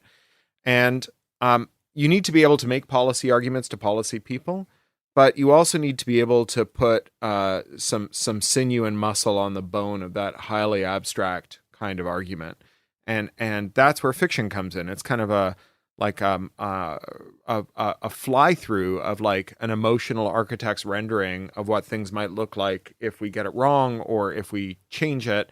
It preserves the sense of possibility. You know, I think one of the great enemies of change is the inevitabilism of capitalist realism and the idea that there is no alternative. So if you can make people believe in an alternative, then they might work for one. And certainly the opposite is true. If people don't believe there is any alternative possible, they won't work for one. Why would you? And so all of that together, I think, is part of how you mobilize people to care about stuff. Yeah, I mean that makes total sense, and it's difficult. I think because I first came into technology as a journalist, and it's very difficult to get people to care about stuff, and I think in particular privacy, which there was it has been one of the most interesting cases of like the kind of thought leaders in an industry freaking out over something and people not really having an issue with it because we kind of all agreed to hand over all of our data to a number of big sites. Not all, but I don't know. I'm interested in your thoughts on that. I understand the idea that like fiction is a much better way to try to get people to care about these things because it makes them feel, as opposed to kind of reporting on. I think people can get kind of lost in the weeds of acquisitions and like pivots and, you know, tech companies acquiring each other and whatnot. Sure. Well, look, I think that the part of the problem with privacy, the reason that we were late to wake up and do something about it, is because it was obfuscated. You know, if you've ever seen the maps of like how an ad tech stack works, the flow diagrams, you know, there are some things that are complicated because or some things that are hard to understand because they're complicated, and then there are some things that are made complicated so they will be hard to understand. And I think in the case of the surveillance industry, the latter is true, and it wasn't just that they were trying to play us for suckers. They were also playing their customers for suckers, right? One of the reasons that the ad tech stack is such a snarled hairball is so that the people who buy ads and the publishers who run ads can't tell how badly they're being ripped off by their intermediaries. But this also has the side effect of making it very hard for us to know as the kind of inputs to that system how our own dignity and private lives and safety and integrity are being put to risk by these systems as well. And, you know, it may be that people, if they had been well informed about what was going on, they might have been indifferent as well. But I think that when most people were very poorly informed, right, when all there was this kind of, the privacy discourse was just like stuff is being, your personal information is being siphoned up, but no kind of specifics on how that was being used and how that was being done and how it might bring you to harm. It's not clear that you can say that the reason they were indifferent is because they were fully informed and didn't care if you know that they weren't fully informed, if you know that they were barely informed. I mean, yeah, I think you're absolutely right, because when the Cambridge Analytica scandal broke, which was, I think, one of the first times that there was a really huge international story that made it clear some of the consequences of all this, like it did provoke a lot of anger. Do you worry at all that like there's a degree to which because people got tricked or however you want to frame it, and it's gone the kind of financialization of people's private data, of people's like personal information, because that has gone so far, there's a risk that people are just kind of inured to it. Yeah. Well, I mean, that kind of gets to my theory of change here, which is that there is always going to be a point of maximum indifference, peak indifference. You know, if you think about something like being a smoker, the likelihood that you care about cancer goes up the longer you smoke and the more health effects you feel. Mm-hmm. And certainly there will come a point in your life when you will only ever grow more worried about the effects of smoking on your life.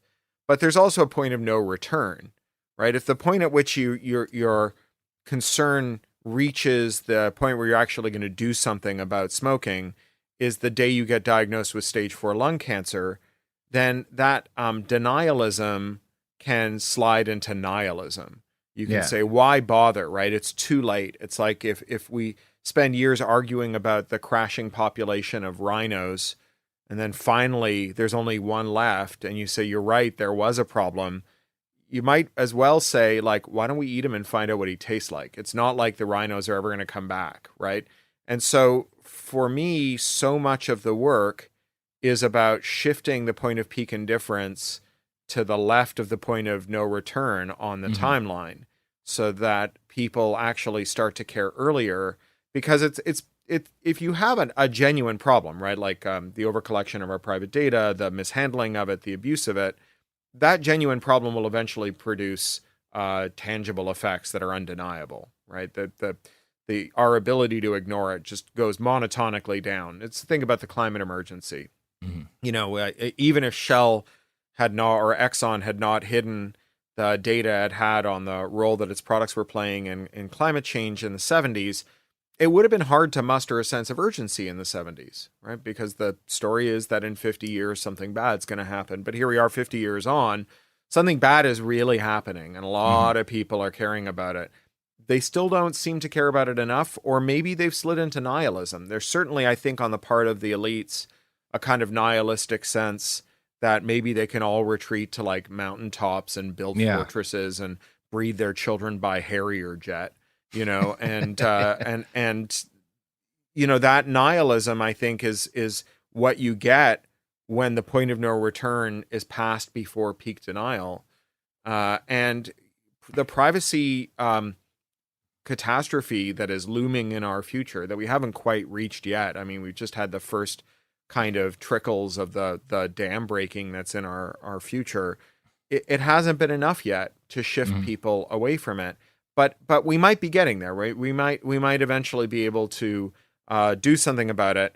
And one of the things that will hasten that moment is restoring competition to those industries. That one of the reasons that the industry that spies on us is able to foster denial and indifference is because it is a monopolized industry. Two companies control 80% of the ad market, Google and Facebook. And as monopolists, they're able to extract huge monopoly rents. They're among the most profitable companies in the history of the world. And some of those monopoly rents, rather than being returned to shareholders, can be mobilized to distort policy, to make us think that there's nothing wrong with the way that they collect data and use it, to forestall regulation, to pay Nick Clegg $4 million a year to go around Europe and the world and say, as the former deputy prime minister of the United Kingdom, I'm here to tell you that Facebook is the friend of the democratic regimes of the world. and you know, if the anti-monopoly movement, which is a thing I've become very involved with, is able to go from strength to strength, it's surging now, then one of the things that we might do is destroy the ammunition that's being used by these large monopolistic firms to distort our policy and harm us in these ways with impunity. And then maybe we can actually take the nascent and natural alarm that people do feel about the invasions of their privacy and actually turn that into privacy policy that is meaningful in respect of these big companies, that actually reins them in. Yeah, and I think I like that you frame it as a privacy catastrophe, because I think, I mean, what I just exhibited earlier in this episode is this tendency that I certainly see in myself and I see in other people to get kind of beaten down by the continued excesses of this industry and the continued kind of failure of anything to be done to curb it. And I think you're right; it has to be viewed as a calamity, and nothing I think makes that clearer than some of watching some of the stuff Facebook in particular has put out about their plans for the metaverse and kind of thinking back from all of these sensors they want to store in your house, all of the ways in which they want to map everything around you. They never, they kind of advertise as like, you'll be able to play basketball with somebody who's in a different state. But really what it is you're giving Facebook access to every measurement of your body and, the pulse of the beat of your heart and all this stuff that like, maybe we don't quite know what it would be useful for from a financialization standpoint, but it's unsettling to think that they'll have to find a way because they'll have it. Yeah. I don't know what is to be done about that other than, as you say, kind of breaking up these monopolies.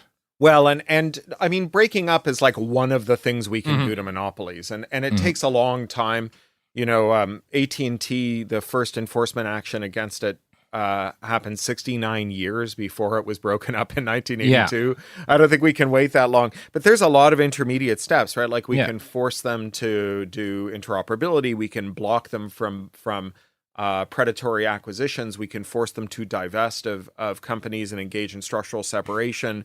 We can do all kinds of things. It actually looks like the United Kingdom is going to stop them from buying Giphy, which might seem trivial. After all, it's just like animated GIFs, but what it actually is surveillance beacons in every social media application, right? Because if you're hosting a GIF from Giphy in your message to someone else, Facebook has telemetry about that message. And so the Competition and Markets Authority in the UK was like, yeah, this is just going to strengthen your market power. That's why you're buying this company. You have too much market power already. We're not going to let you do it.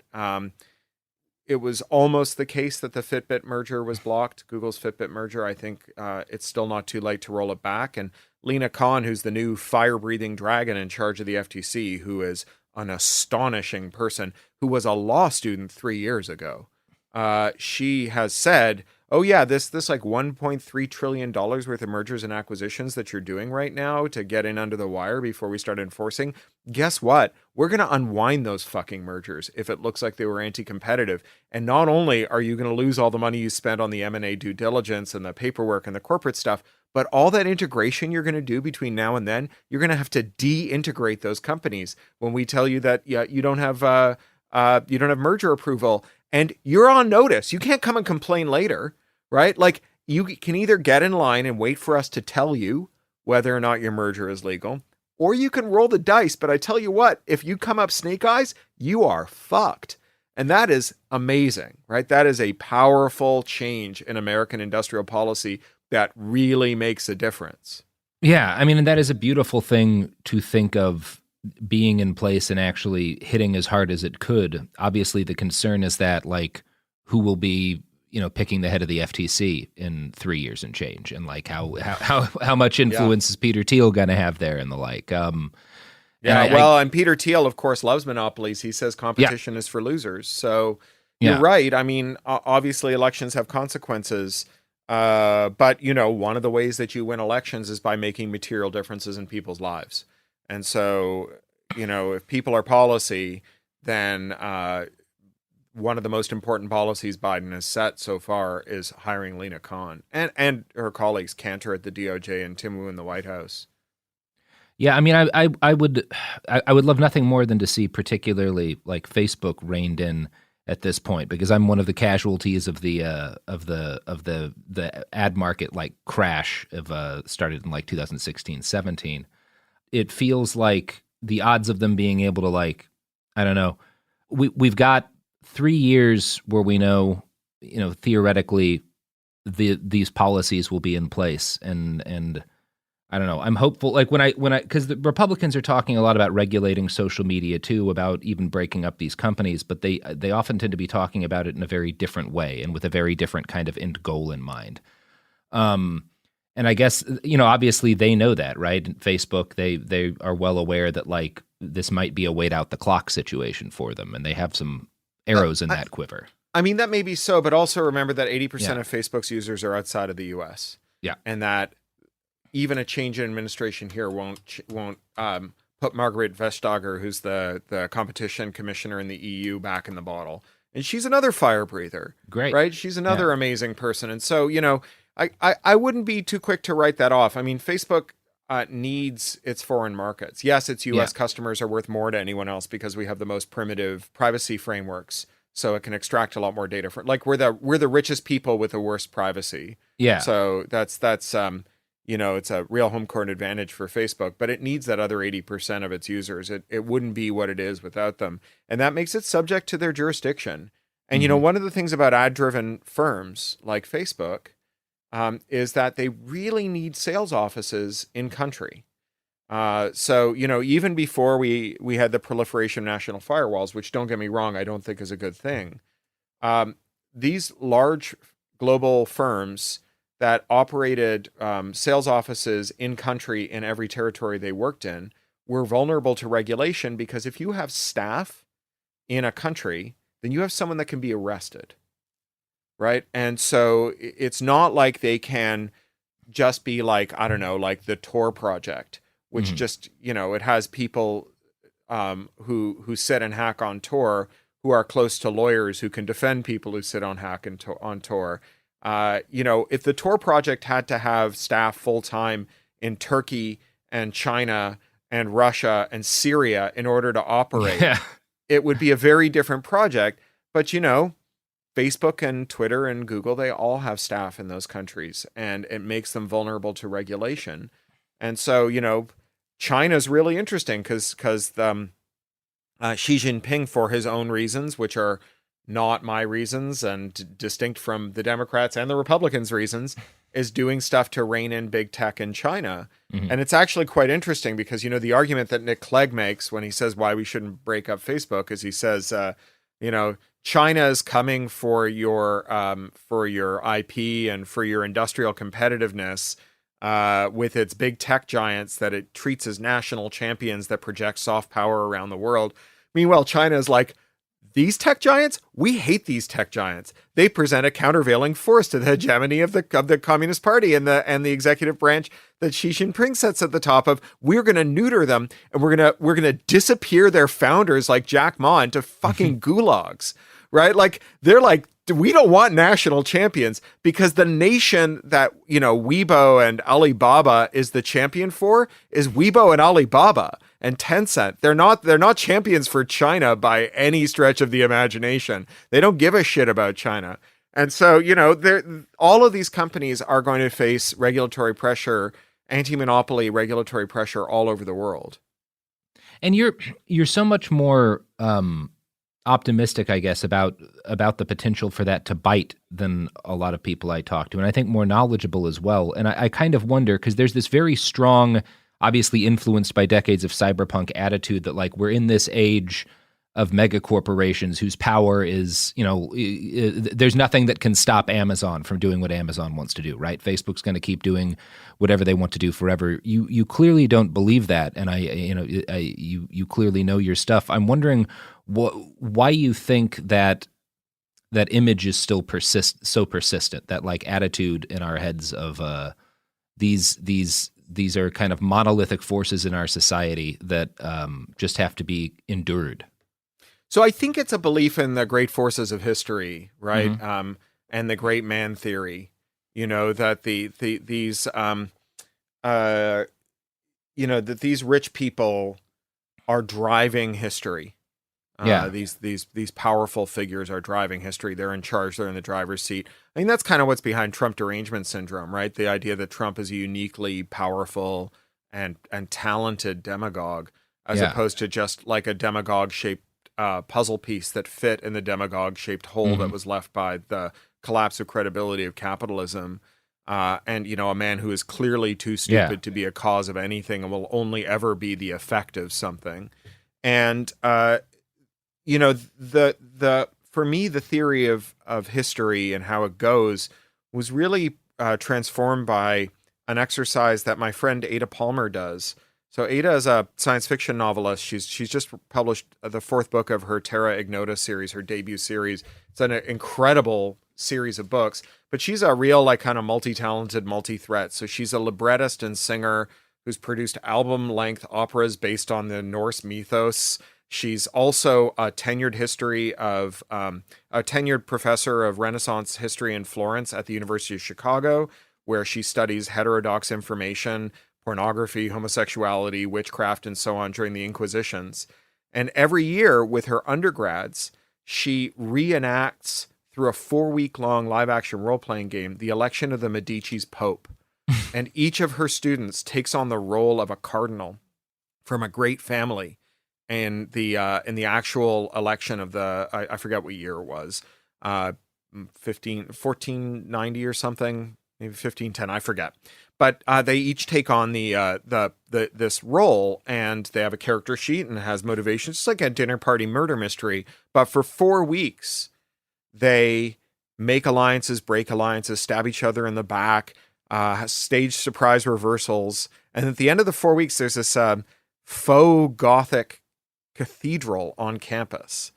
And they dress up in costume. Ada has a Google alert for theater companies that are getting rid of their costumes. So she clothes them in the garb of the Medici's cardinals, and they gather and they go into a room, and then a puff of smoke emerges and you get the new Pope.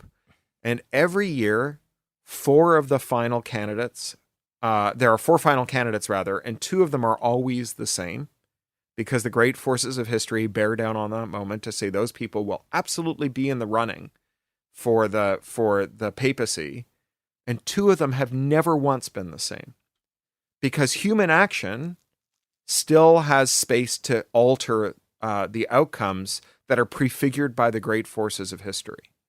And so for me, the idea of being an optimist or a pessimist has always felt very fatalistic. It's this either way, this idea that the great forces of history have determined the outcome and human action has no bearing on it.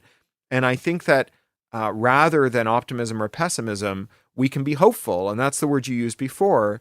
Hope is the idea not that you can see a path from here to the place you want to get to, but rather that you haven't run out of things that you can do to advance your goal, right? Because if you can take a step to advance your goal, if you can ascend the gradient towards the peak that you are trying to reach, then you will attain a new vantage point. And from that vantage point, you may have revealed to you courses of action that you didn't suspect before you took that step. So long as a step is available, there's always another step lurking in the wings that you can't see from where you are.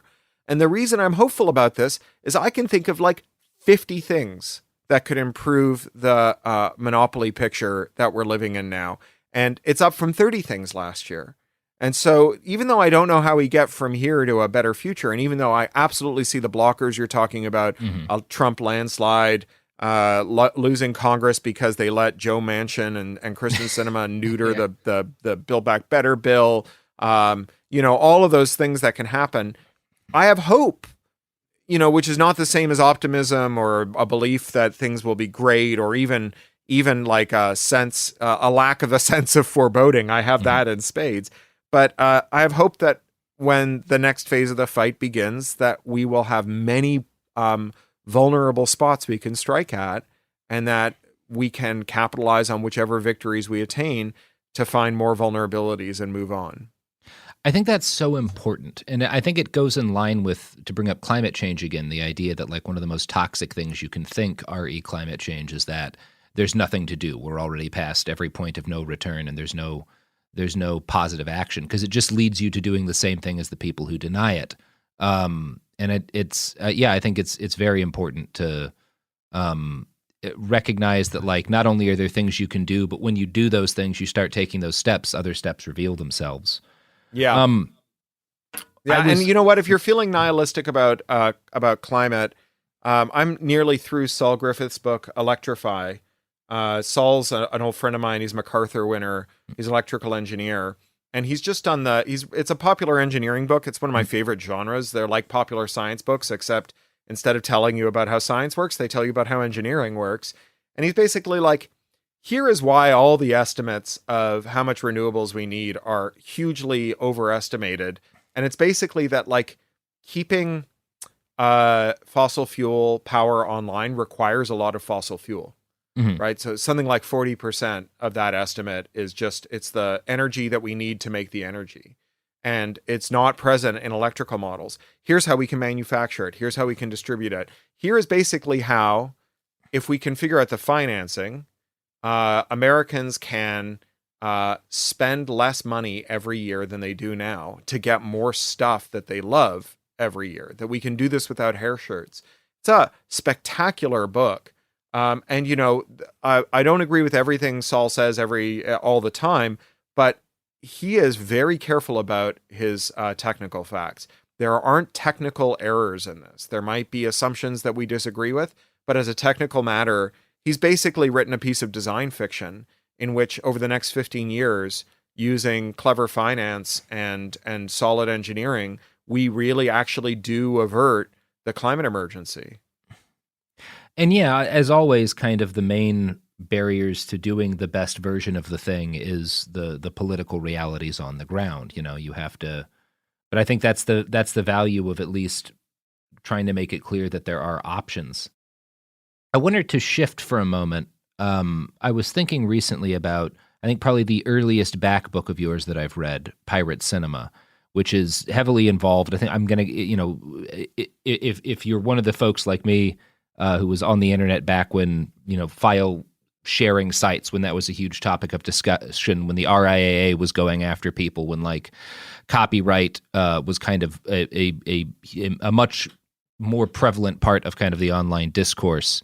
It deals a lot in that, and these kind of, I think there's elements of it that kind of prefigured what Disney has done, buying up every imaginable fictional property in the world. And that's kind of the elements of dystopia that book deals with is you know, the attempts of these giant multinational entertainment corporations to shut down the free trading of ideas, remixing and all that stuff. And then kind of thinking about the difference between the focus of that and the focus of books like Attack Surface, where you're really delving more into, you know, the fictional versions of real life companies like Tiger Swan that do it, what's the word, surveillance on protesters and all around the world, and that are kind of using tactics that were pioneered by other contractors in like Iraq and Afghanistan years earlier.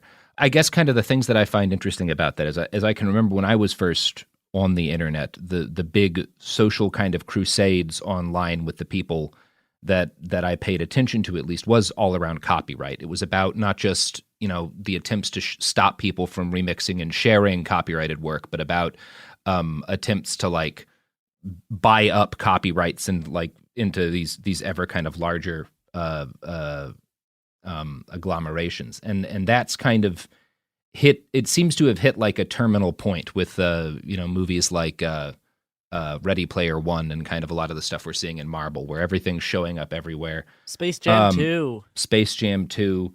I guess the part of it that feels less dystopian today is attempts to crack down on file sharing, which I don't think went kind of in the worst case scenario. I'm interested actually in your thoughts on that. Because I can remember, you know, when the RIA would be threatening people with years in jail and whatnot over sharing stuff on Kazaa, we seem to be, I don't know, is it just that it gets less, like, I'm interested in your thoughts on that. Is it just that it's less publicized when they crack down on people, or has kind of the nature of their response to that really changed? Well, I think that what's happened with the kind of steady state of the copyright wars has been the introduction of brittleness and fragility into our speech platforms like Twitter and Facebook and YouTube, where it's very easy to get material removed by making copyright claims. And, you know, we see that with the sleazier side of the reputation management industry, where they use bogus copyright claims to take down criticisms. You know, there was a group of leftists who were really celebrating the idea that if Nazis were marching in your town, you could stop them from uploading their videos by playing copyrighted music in the background. And I was like, you have no idea what a terrible fucking idea that is. And, you know, within a couple of years, cops in Beverly Hills were doing it whenever people tried to film the police. They would just turn on some Taylor Swift to try and stop uploading. You know, the thing about the copyright wars is that the real action turned out to be in wage theft through monopolization. So, you know, the neutering and destruction of label-independent music distribution platforms like Kazaa or Grokster or Napster, and the Supreme Court decision, the Grokster decision that supported that, meant that the only way that you could launch a service like that was in cooperation with the big labels.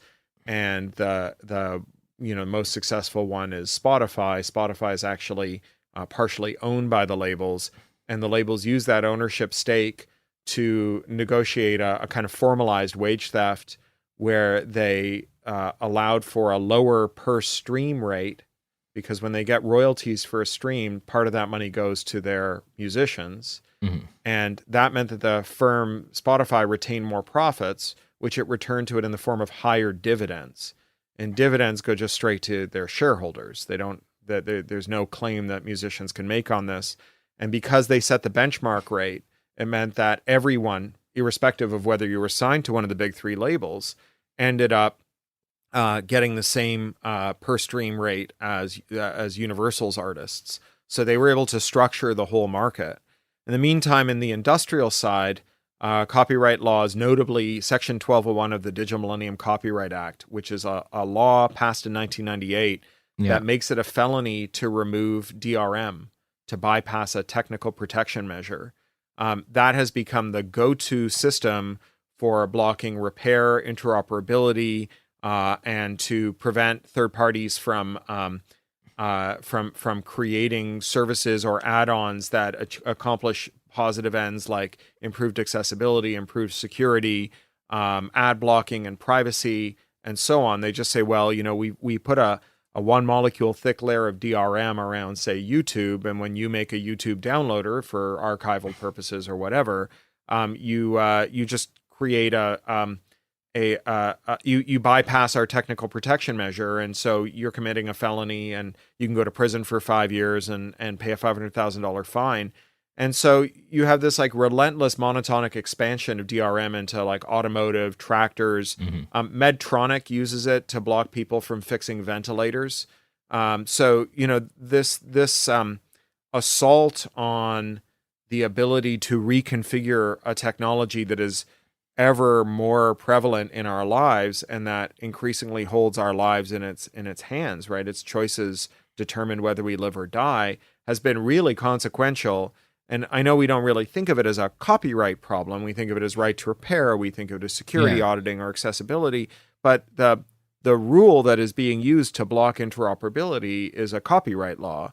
It's what printer companies use to stop you from buying third-party ink. It's what Apple uses to stop you from installing a third-party app store. And, the absence of a third-party app store is why when Apple removed all the working VPNs in China, Chinese users couldn't just switch to another app store that had working VPNs in it.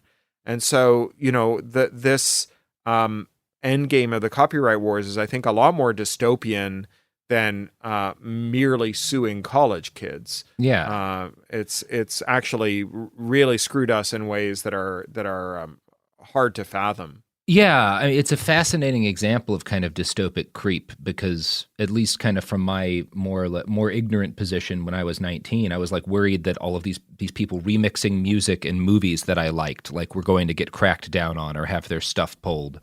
And the kind of thing that I don't think a lot of people saw coming until it hit, I certainly didn't, was what you were just talking about, the fact that kind of the logic of how these entertainment companies were looking at like an album or, a movie and cutting up pieces of that, they've applied to like a tractor, and now you can't like repair your John Deere or modify your John Deere so it works better. And then, you get situations like we just kind of averted with the John Deere strike, where there was a very real possibility that we wouldn't be able to get a large chunk of a harvest because there wouldn't be parts and you can't put your own in. And that's to think that the thought process that led us there started with like trying to protect Metallica in some ways is kind of funny. And this is why the anti-monopoly critique is great, because it shows you that there's cause for solidarity between John Deere tractor owners and John Deere tractor makers, the workers who work there.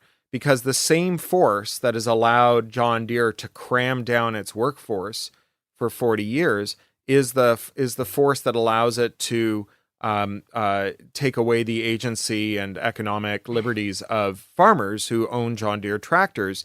And it's the political power that comes with monopoly. And so, if John Deere were a smaller, weaker firm, it would be less able to resist both the claims of its workforce and the claims of its customers.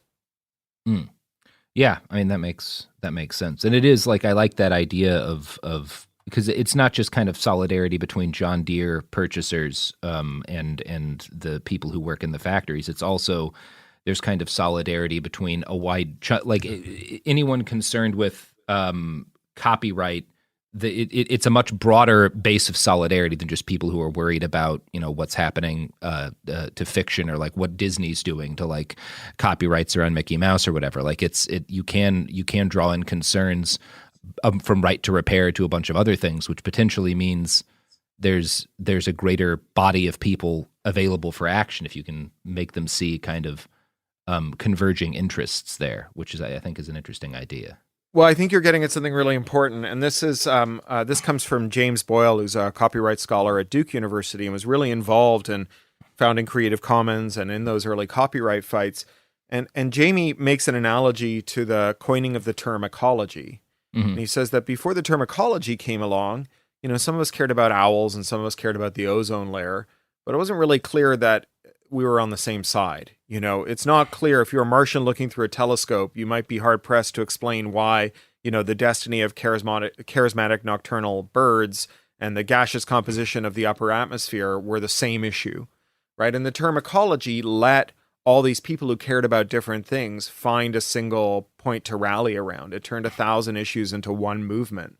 And I think that in the course of resisting corporate power, which is to say resisting monopoly, we have the potential to weld together people from very diverse fields, farmers and people who make tractors, sure. But, if you grew up watching professional wrestling and now you're aghast that the wrestlers that you loved are begging on GoFundMe for pennies to die with dignity, once someone explains to you the reason that that's happening is that 30 wrestling leagues became one wrestling league that was able to practice worker misclassification, turn those performers into contractors, take away their health insurance and leave them to die, then suddenly you're on the same side of the people who are worried about big tech and big tractor, and the people are worried about the fact that there's only one manufacturer of cheerleading uniforms and 2 manufacturers of athletic shoes and 2 manufacturers of spirits and 2 manufacturers of beer, and 1 manufacturer of eyewear that also owns all the eyewear stores and the eyewear insurer.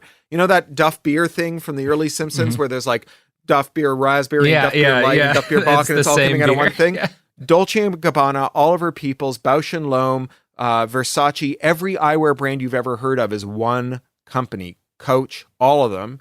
And they also own Sunglass Hut and Target Optical and Sears Optical and LensCrafters and Specsavers and every other eyewear store you've ever heard of. And they bought all the labs that make the lenses. So more than half the lenses in the world come from them, a division called Essilor. And they bought iMed, which is the company that bought all the insurance companies that insure eyewear. And so they're also the company that's insuring your glasses, your eyes. One company. And eyewear costs 1,000% more than it did a decade ago. They stole our fucking eyes, right? So people who care about that have common cause with people who care about wrestlers and people who care about beer and big tech and the fact that there's 4 shipping companies and they have no competitive pressure, and so they just keep building bigger ships that get stuck in the fucking Suez Canal, right? We're all on the same side. Mm-hmm.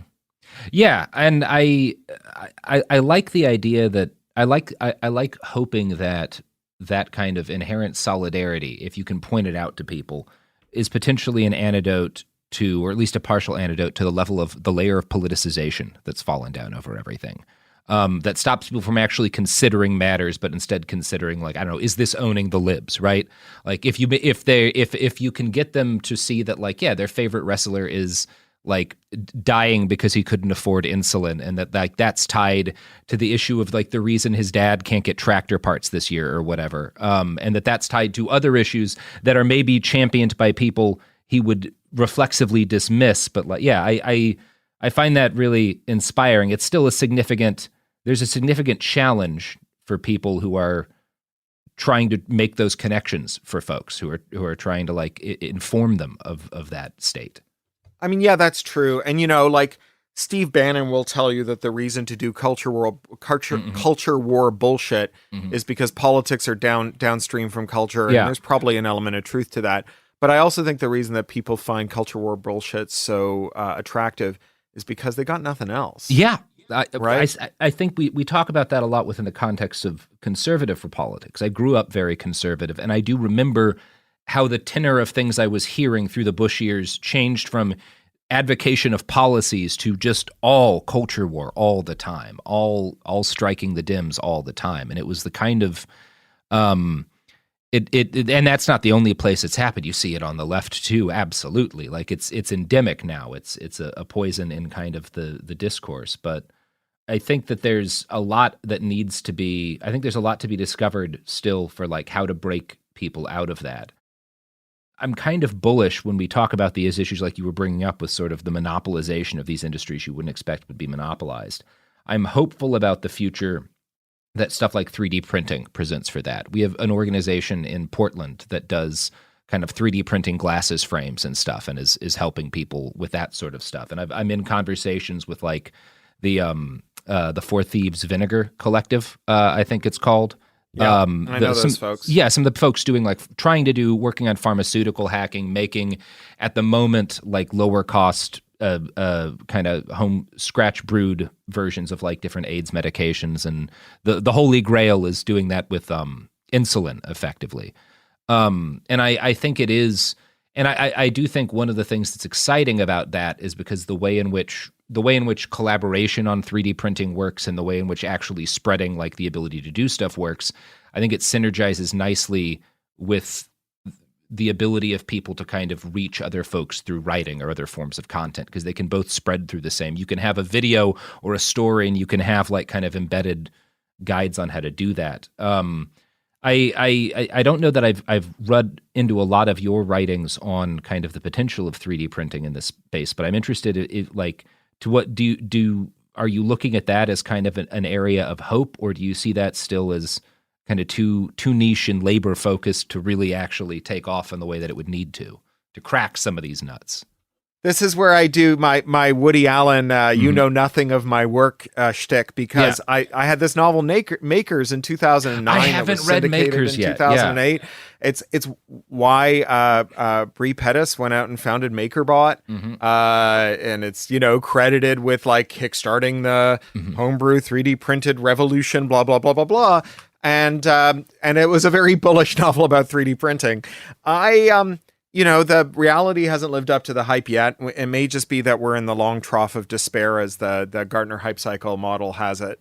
But I think the problem with 3D printing was that the patents had been concentrated into the hands of two large firms that had bought all their competitors, including MakerBot. And when those patents finally expired, the big one was the laser sintering of powder patent expired. There just wasn't a big bang. And I think it's because the supply chain for it still had a lot of proprietary elements. And so producing the powder and producing the components that allowed for that powder printing remained a very high bar. And so we just didn't see the kind of new industry emerge that we would have hoped for.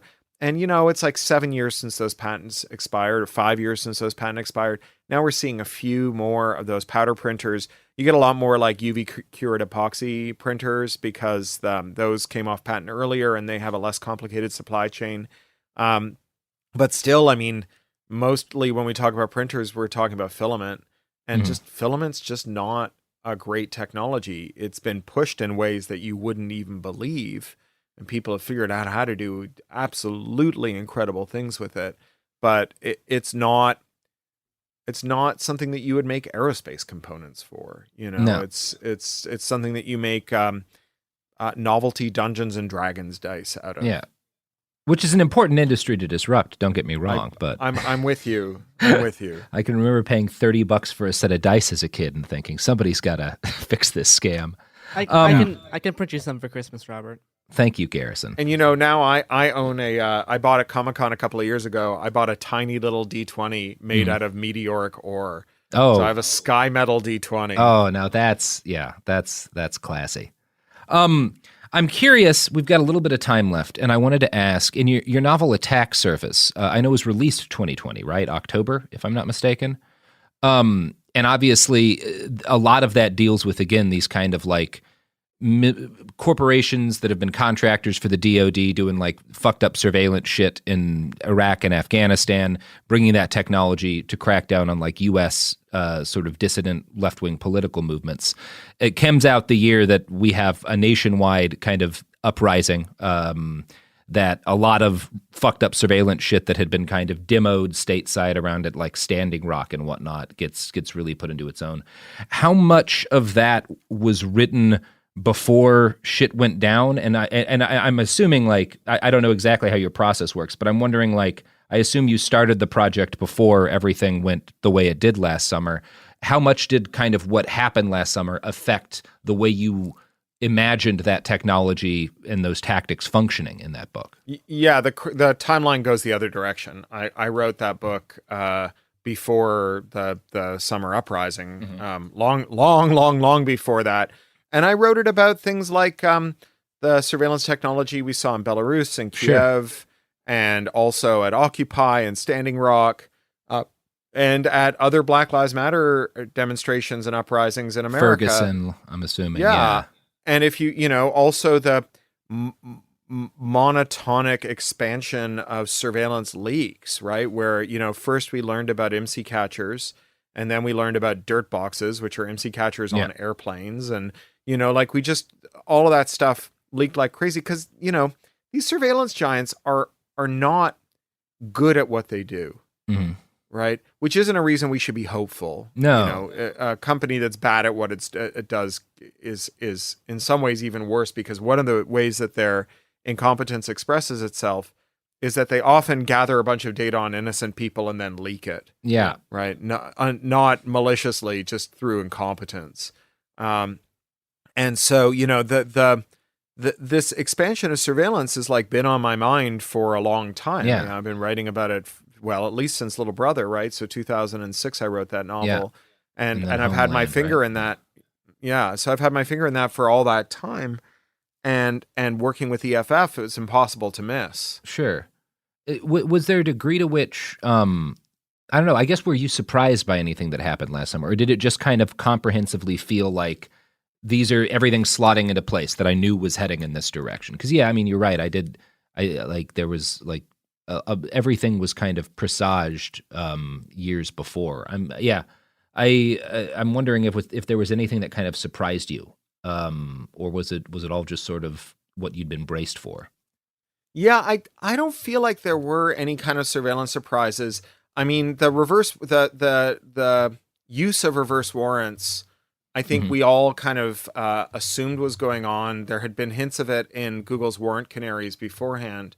But, those geofence warrants, which, again, if you're like sitting there going, oh, geofence warrants are awesome because they're catching the 1-6 rioters, like, dude, you are going to be so disappointed. Yeah. Holy shit. Yeah, that's not where they're going to keep using those. Yeah.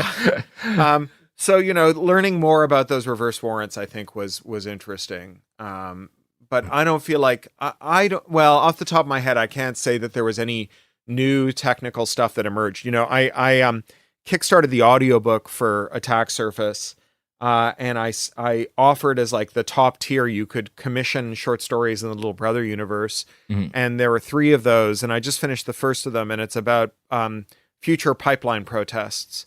And, I spent a lot of time in my research looking at the surveillance that was done on the pipeline protests, and a lot of it was provocateurs and undercovers who were just terrible at their jobs. Yeah. Right. Like The Intercept's long publication of long documents about how those operators worked. They just like showed up in military haircuts and combat boots, and then were like, hey, I'm from Portland and I'm here because we're going to fuck up some bad guys. Let's go do it. Let's go do violence and save Indian country. And like everyone was like, does anyone want to buy drugs? And the actual protesters were like, you're a provocateur. Like, go away, they could tell. I mean, I guess, they were a lot more effective in the UK in infiltrating the climate movement. They impregnated several protesters. So, and had long-term relationships with them and raised kids with them. So there is that. Those are but fun here, stories. Here it was not, we just didn't see that incredible efficacy. Yeah. And I do think that's, I think kind of the message I took out of it, because I started reporting on like dirt boxes back during Standing Rock, just having them like it explained to me by people who were on the ground when I showed up that like, yeah, there's this, your like phones don't work the same out here, and like we're trying to figure out what's going on, but like everything is and it's not just that we're out in the sticks or anything. And I think the big surprise for me last year was how little the technology accomplished for them, and how much it just wound up back down to violence. Like that was kind of for all of the toys they had, the toys that actually made the most difference was gassing and beating people. And violence and like old-fashioned informants. That was the stuff. Yeah, and just having a dude there. Yeah. They really relied on. And the fact that you, Corey, weren't super surprised by anything last year, I think kind of just more shows kind of the strength of your work in terms of how you're very good at seeing the trends that are already happening, but taking them to their next logical place. And it's a really great way to kind of get a sense of what will something maybe look like in the next decade or so, because it's all based on already existing stuff, just in different kind of original ways. So that's why I think it's so useful to look at your books as an activist, specifically around like surveillance and stuff, because it's just really good for kind of keeping an eye on ahead. Yeah, and keeping an eye on what's keeping an eye on you, and all that kind of stuff.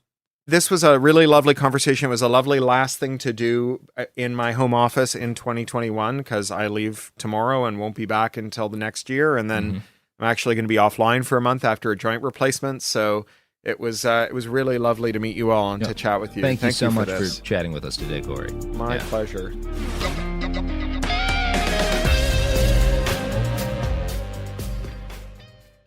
Hi, this is Jo Winterstein, host of the Spirit Daughter podcast, where we talk about astrology, natal charts, and how to step into your most vibrant life. And I just sat down with Minnie Driver. The Irish traveller said when I was 16, you're going to have a terrible time with men.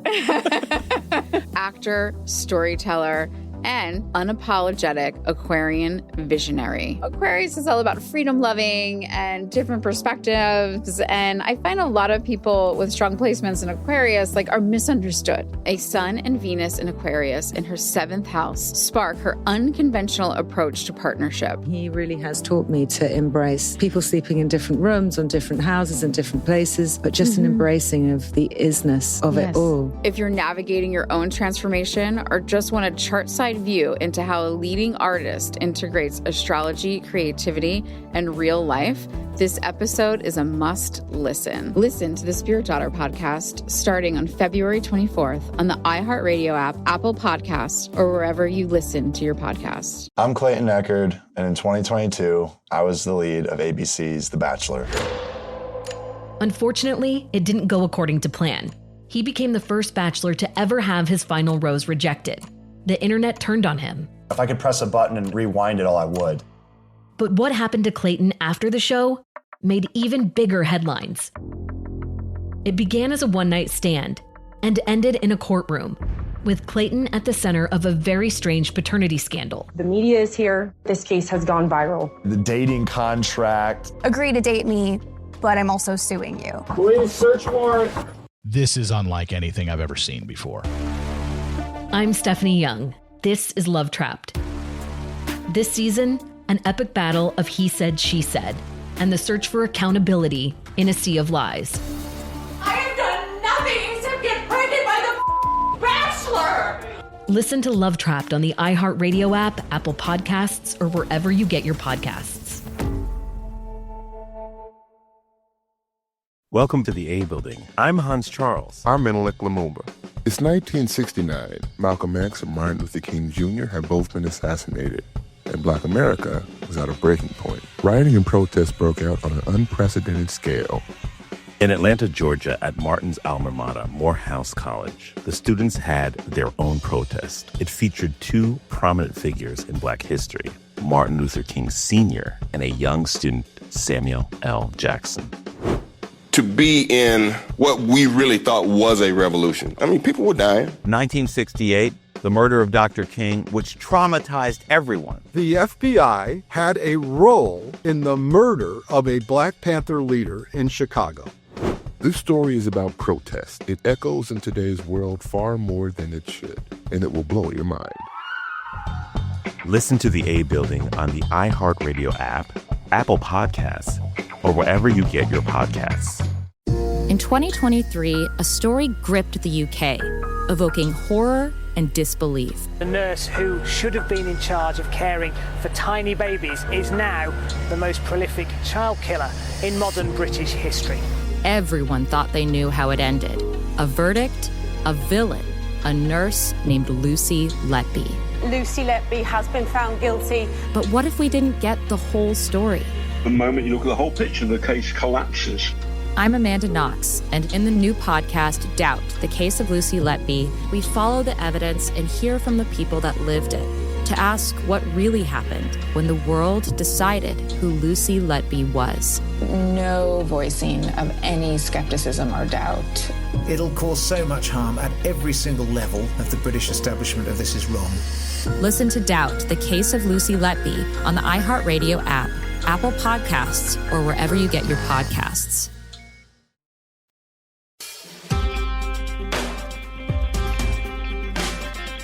You know what I think? It's time to do a podcast. All right, I did it, Sophie. Congrats.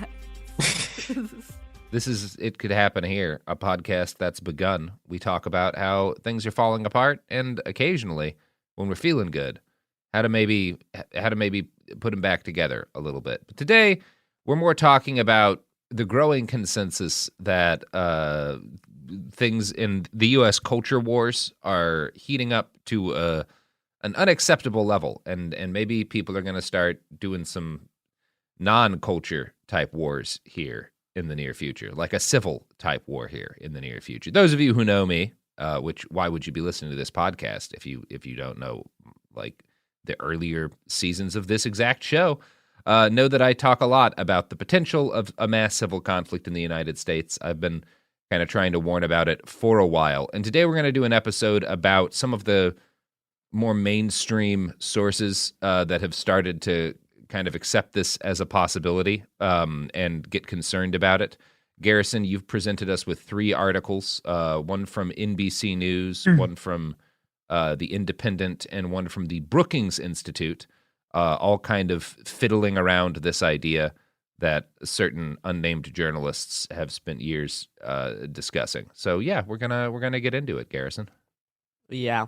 So it is the past few months we have. Well, I've been watching to see how this idea has been slowly kind of gaining in popularity. Of course, there was like a spike in this around like January 6th, but then stuff kind of settled down, and now we're kind of seeing it come back up again. So we had these 3 pieces all published within like a month of each other, all kind of on this topic. And specifically, like the pieces themselves are definitely coming at this from a more like liberal perspective.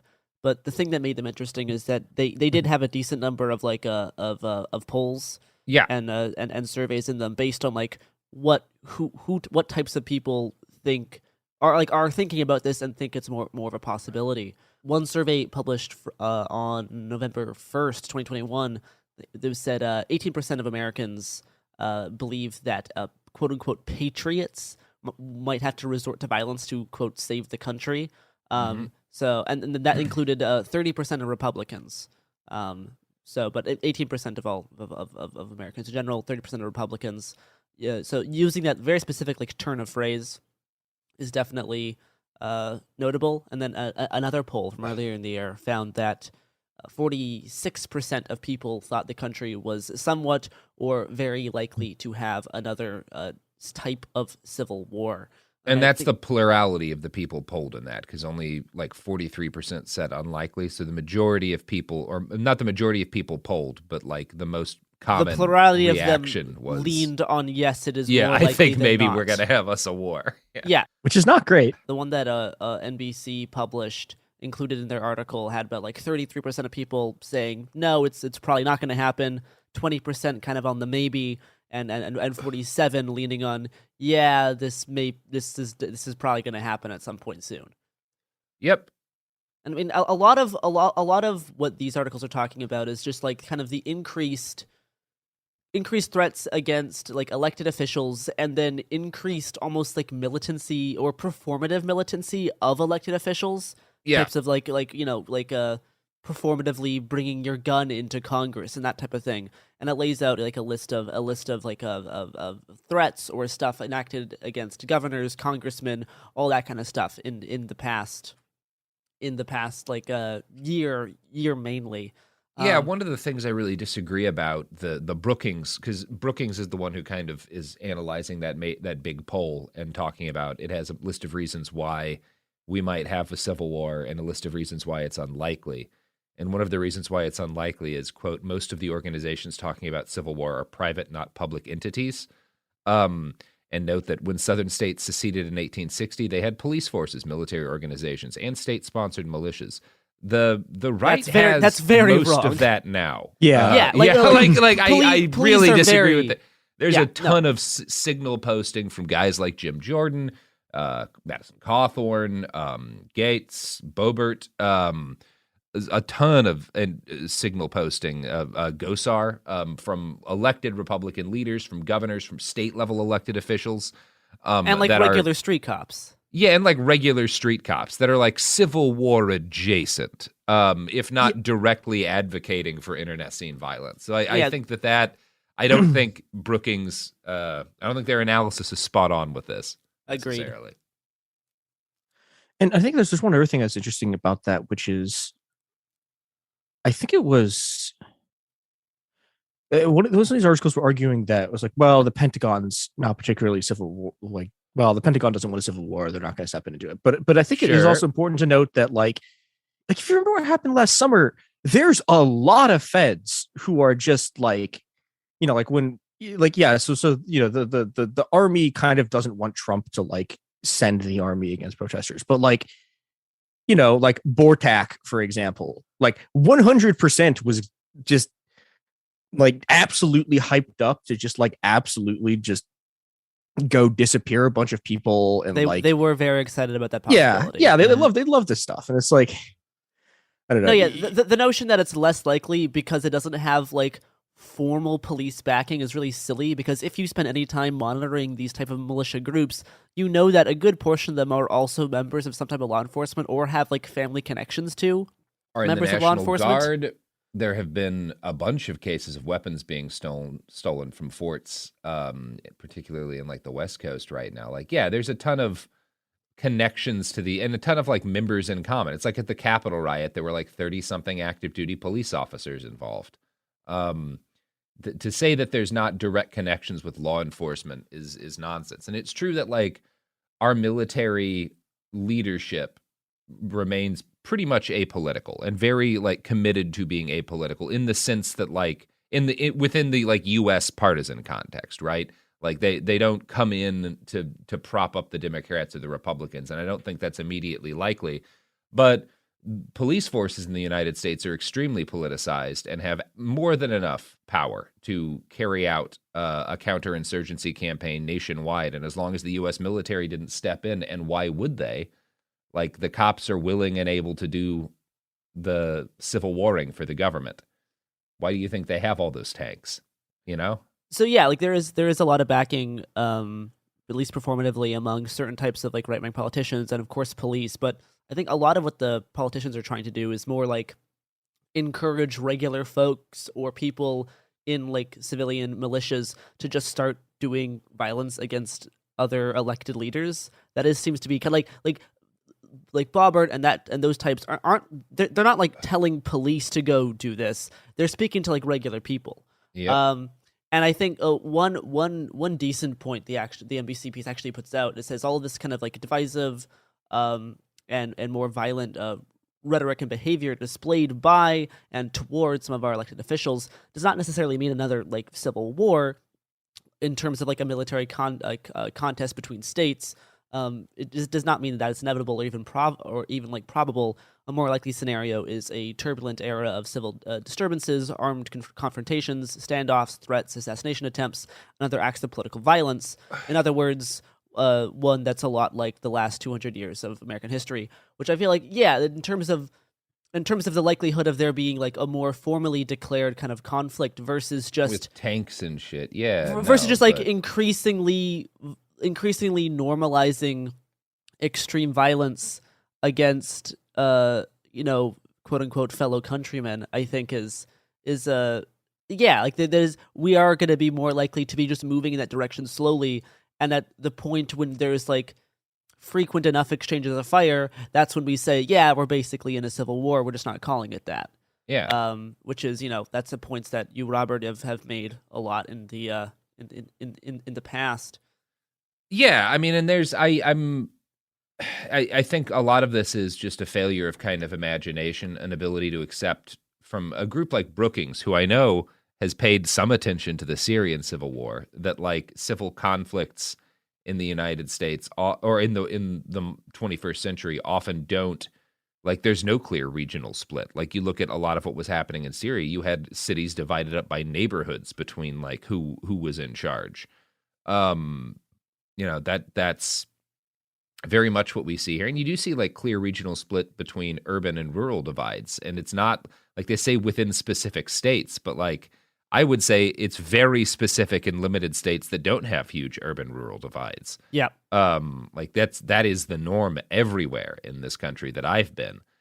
Maybe it's different in fucking Vermont or New Hampshire, but I don't trust those places. Yeah, and I guess I think they're overly optimistic based on kind of a fundamental misunderstanding of how these sorts of conflicts occur. That said, I don't know. Like it's one of those things. I think the number one thing you should be looking at in terms of whether or not a civil war is likely is the number of people who respond in polls with things like, yes, I think we need to use violence to restore the nation or whatever.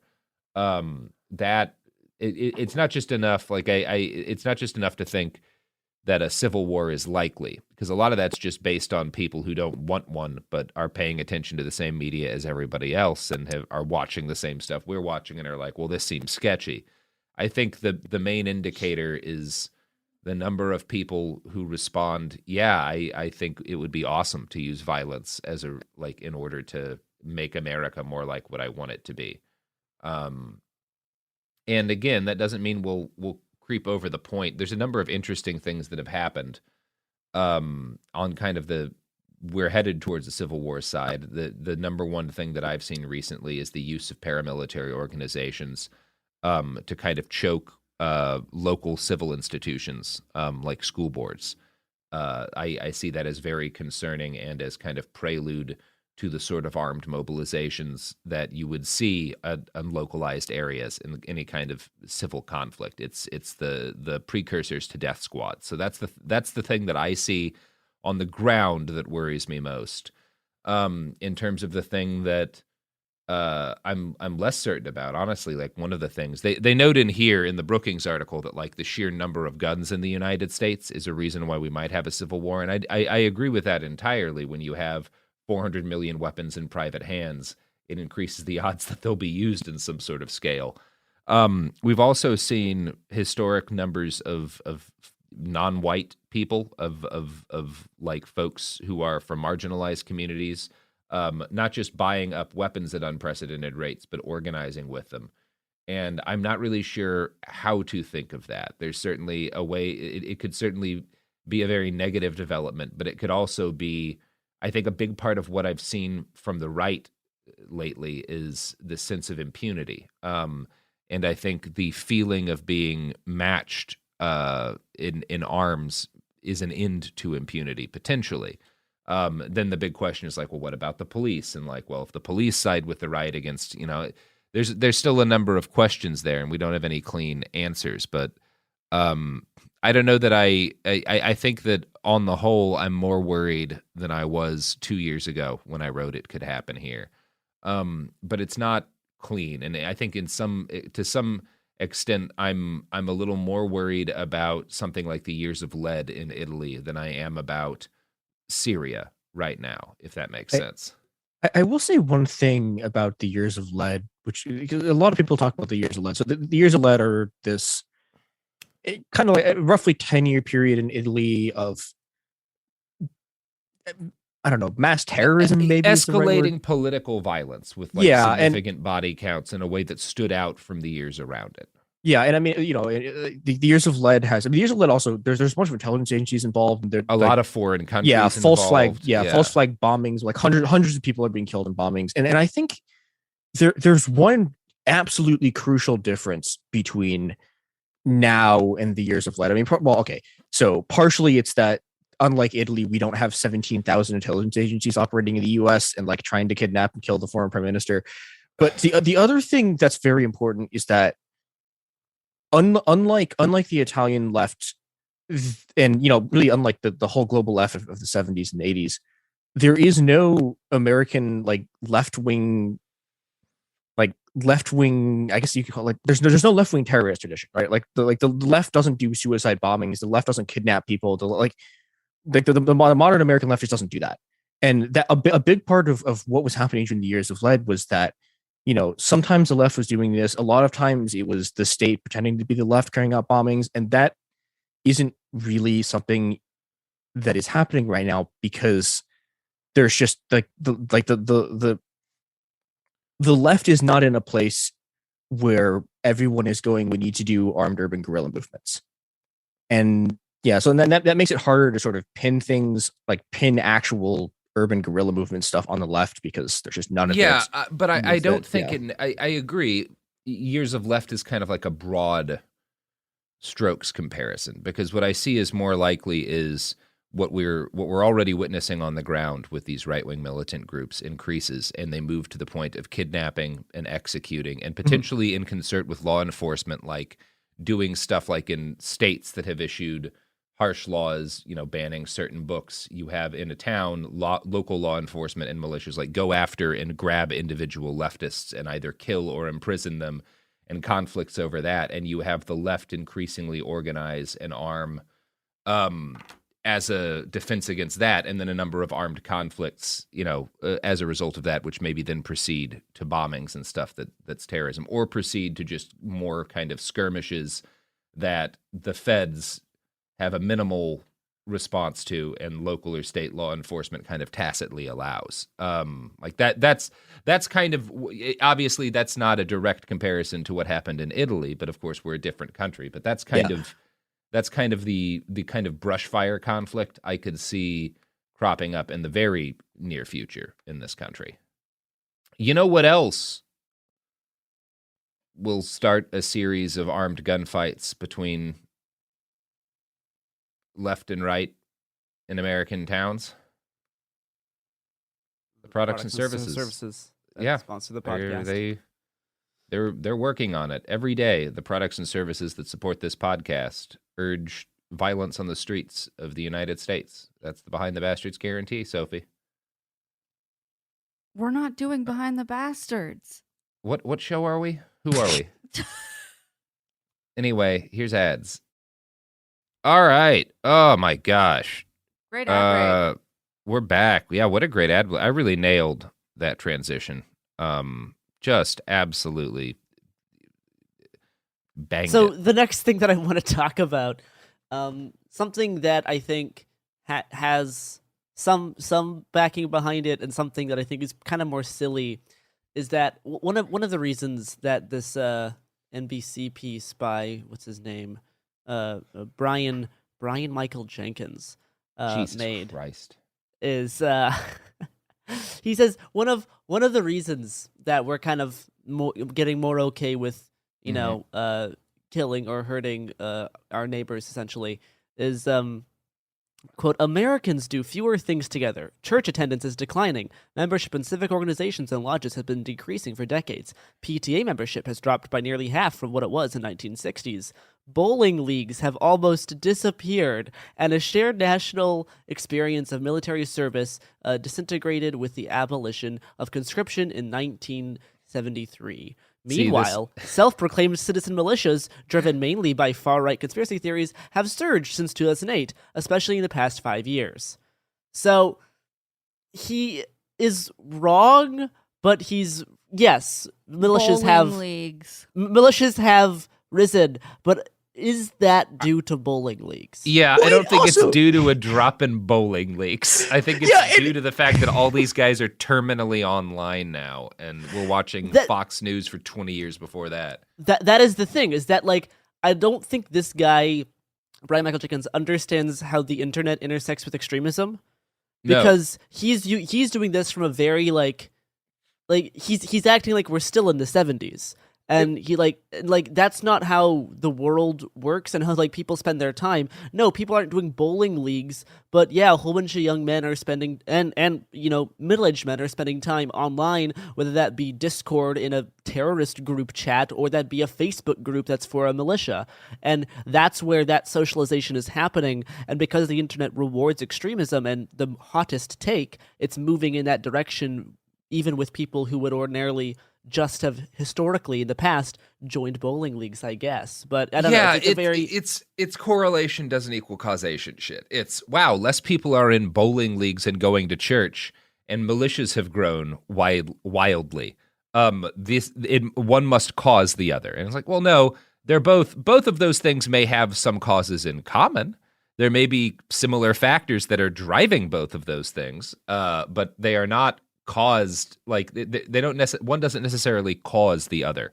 Well, and if you like, again, the smart person version of this would be to say, hey, people are doing less things together out in the world. People are reporting, because you can find statistic backup for this. People seem to be lonelier than ever. People are more depressed than ever. Suicide rates have risen. And while this is happening, militias and extremist groups have grown. Perhaps there's something about these organizations that makes them particularly attractive when folks are vulnerable due to these things. And like, let's look at, the failure of our political system to confront these issues further feeds into the desire among some chunk of the populace for some sort of nihilistic cleansing violence. And again, pieces of all the pieces of this article could be reassembled into something with some insight, but I don't think Brian Michael Jenkins has much. I think there's also an interesting thing to note here about, because so the last thing he talks about this is the thing that formed the common sort of national identity was shared universal military service, and it's like, okay, the reason shared universal military service went away was that everyone kept literally just blowing their officers up in Vietnam, like that. And if you want to talk about incredibly high levels of political polarization and like mass violence between Americans, I mean, the army basically fighting a civil war against itself in Vietnam is, an enormously important part of this. And then simultaneously the sort of right-wing vets returning home and, going Louis Beam and stuff like that, he's relying on this kind of mythos of this. Oh, there was a time when America, it's basically make America great again, but sort of like that's the thing, is that and, this type of rhetoric is actually very similar to like the return to tradition stuff, being like the solution to our extremism is we need to be going to church again, being part of civil organizations, joining bowling leagues, and conscripted military service. That's like that is just the same. That is very similar to like the Make America Great Again, return to tradition sect, because those are also their goals, except that they're just willing to use violence to achieve those goals, whereas this guy just wants people to start doing that again, I guess. I don't know, like in terms of like military service not leading to extremism, I mean, like Oklahoma City bombing, I don't really. There is other stuff going on there, but like in terms of that being like an example, it is very silly, because a lot of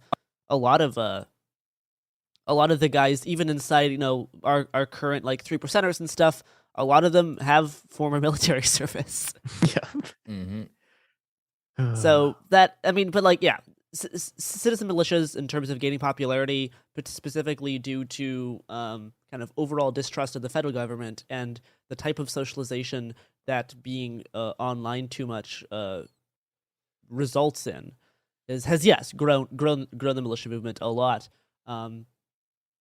And I just don't see how bowling is going to solve that issue in terms of how do we get people to trust the federal government. Could solve that issue, Garrison, but you've never watched The Big Lebowski, so you wouldn't understand. I've not watched The Big Lebowski, so I'm kind of done with the NBC piece, I know there was some Fuck others. you, Brian Michael Jenkins. The other thing on the Brookings thing that I have a decent issue with is that one of the reasons they give for and this is actually something that Brian Michael Jenkins also brings up in the NBC piece is that one of the reasons why they believe the Civil War is not as inevitable is because there is no clear regional split, like a north-south divide, and they for some reason think this means that there is less likely to be civil conflict. They recognize there is an urban-rural divide in most states, but because there is no large kind of obvious north-south divide, they think this is going to make a civil war less likely.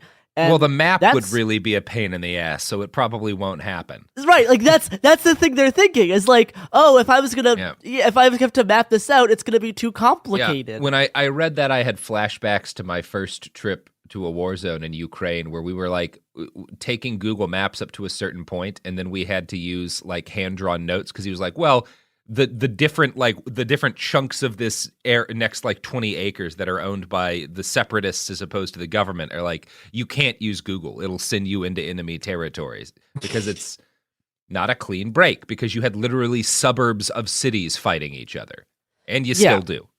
Yeah, so, like, this is I think partially this is a sort of peak America brain thing, because there's been like 5 ever civil wars that have broken like this, and the problem is that there's the American Civil War, and then we also fought in both Vietnam and North Korea.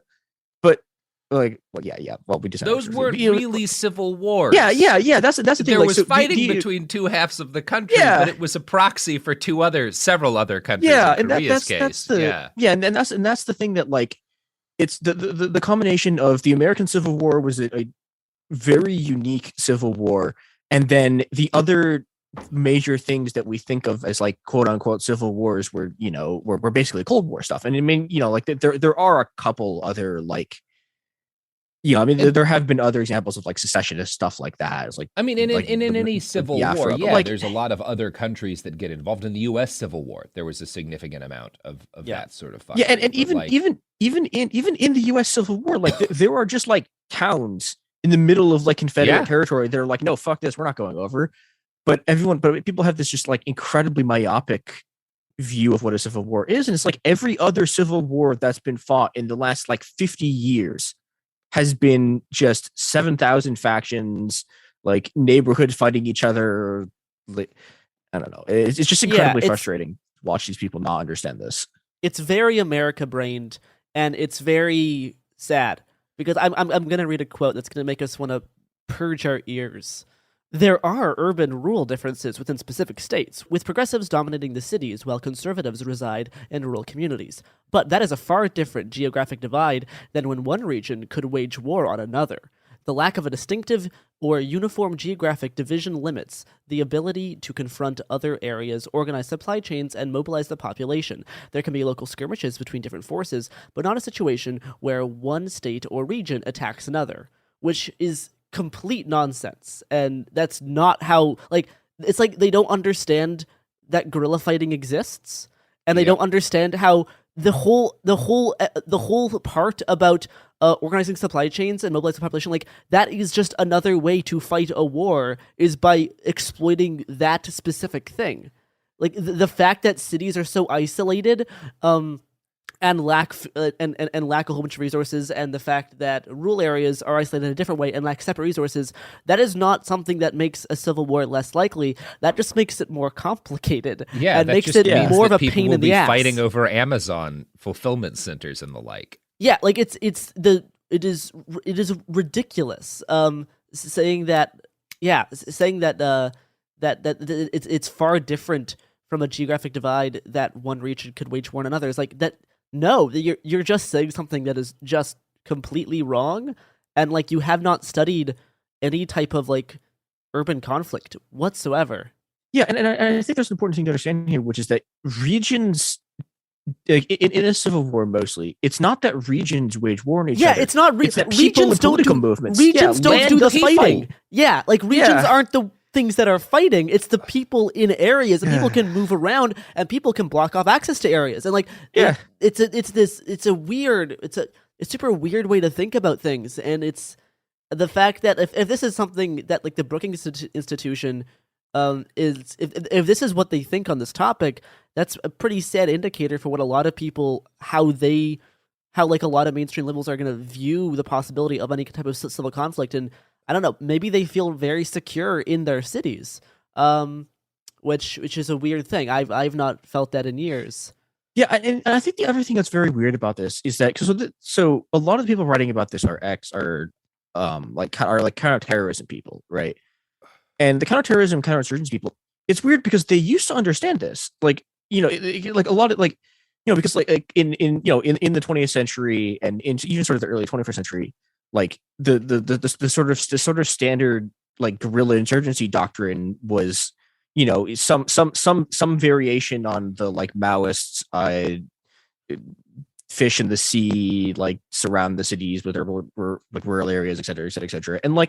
And you even see versions of this, in things that aren't quite civil wars, but are kind of like what happened, like the water and gas wars in Bolivia in the early 2000s, where like, you have kind of an urban rural divide, although they have allies in the cities, but the sort of, you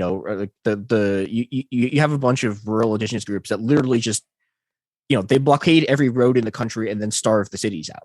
Right. I mean, this is just a thing that happened in like 2005, 2006. And that's going to happen it's just to an like American city. Yeah. That is like, that is going to happen sooner than later. Whether that be caused by accident, by some type of climate natural disaster, or on purpose by a militia, like it's just a matter of time until we have to deal with this massive problem.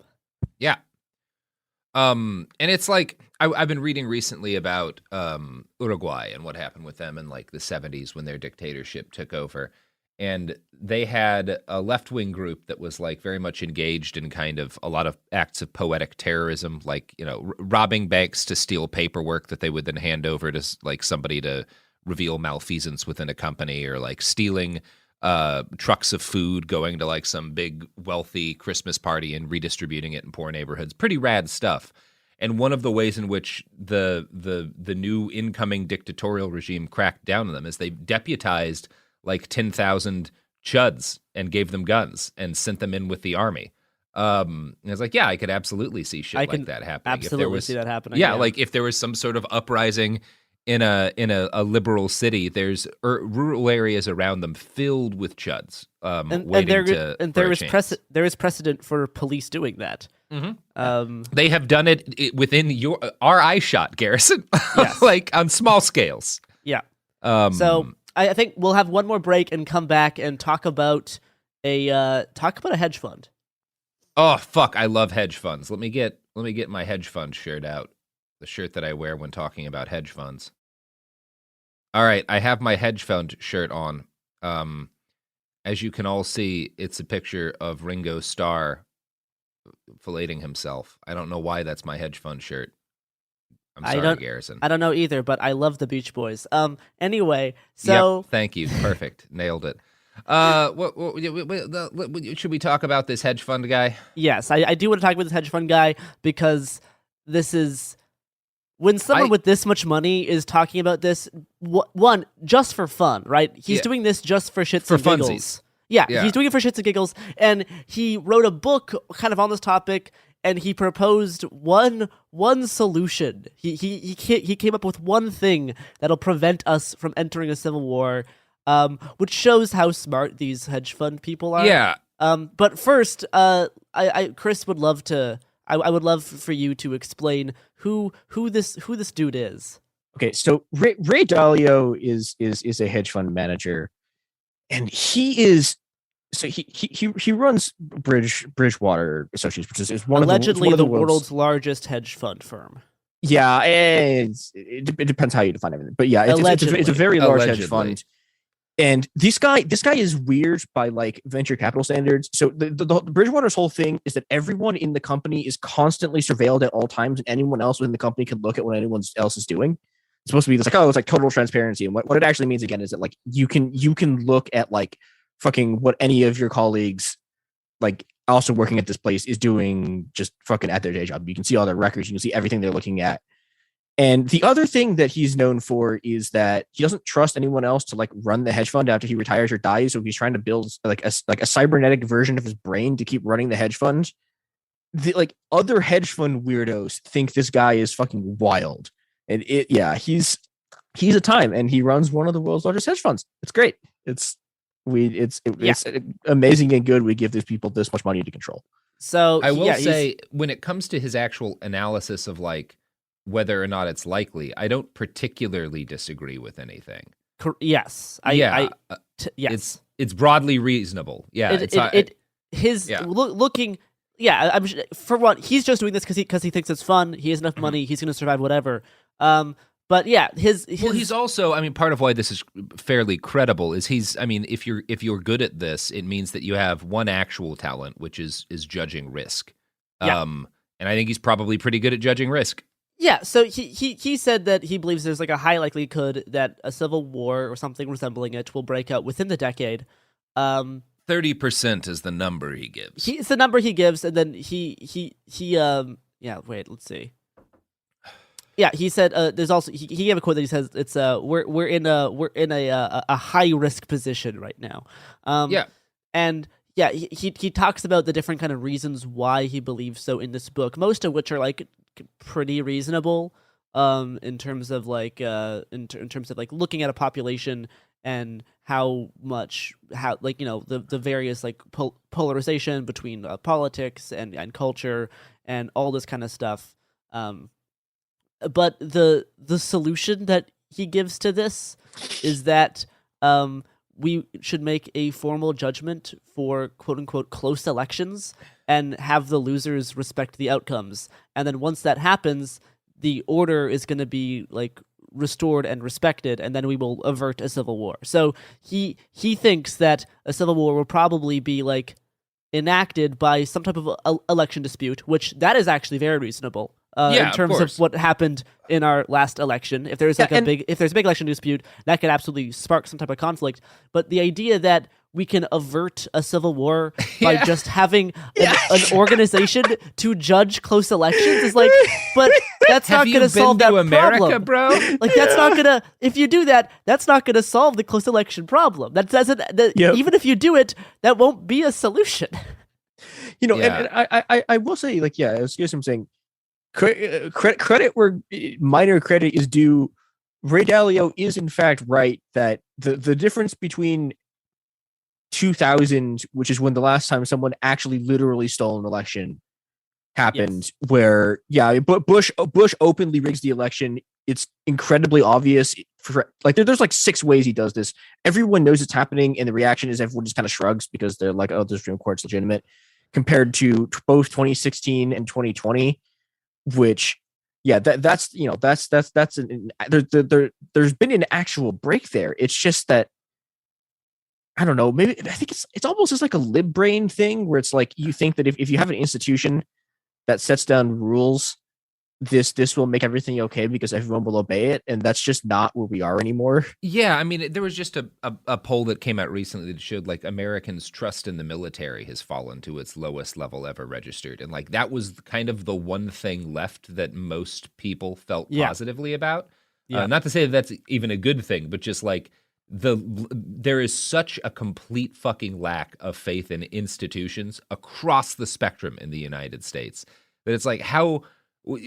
Unless you're hiring, I don't know, I would say Tom Hanks, but Tom Hanks has even gotten politicized. Even he's been politicized. He believes in viruses. So, there's no one they could pick to do this job that people would feel good about. If they, I'm sure if they brought Mr. Rogers back from the dead, half the country would call him a cuck. So I don't know I don't know who Dalio thinks is going to like get everybody on board. So. Maybe Danny DeVito.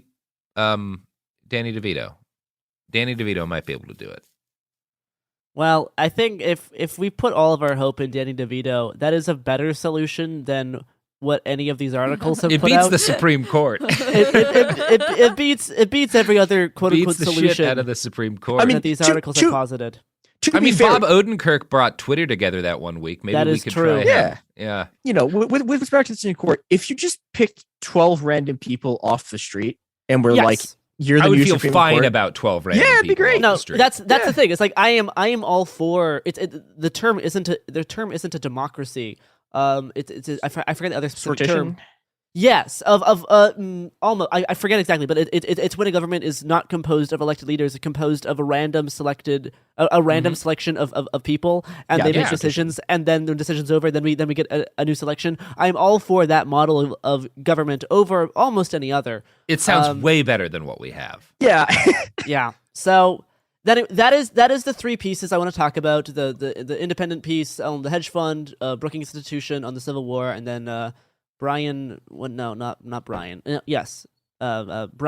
Jenkins, senior advisor to the president of RAND. Brimage. Who wrote the thing for NBC. So yeah, that is just in terms of people in institutions talking about this topic more generally in sometimes decent ways, oftentimes not decent ways. That is the stuff from like the past.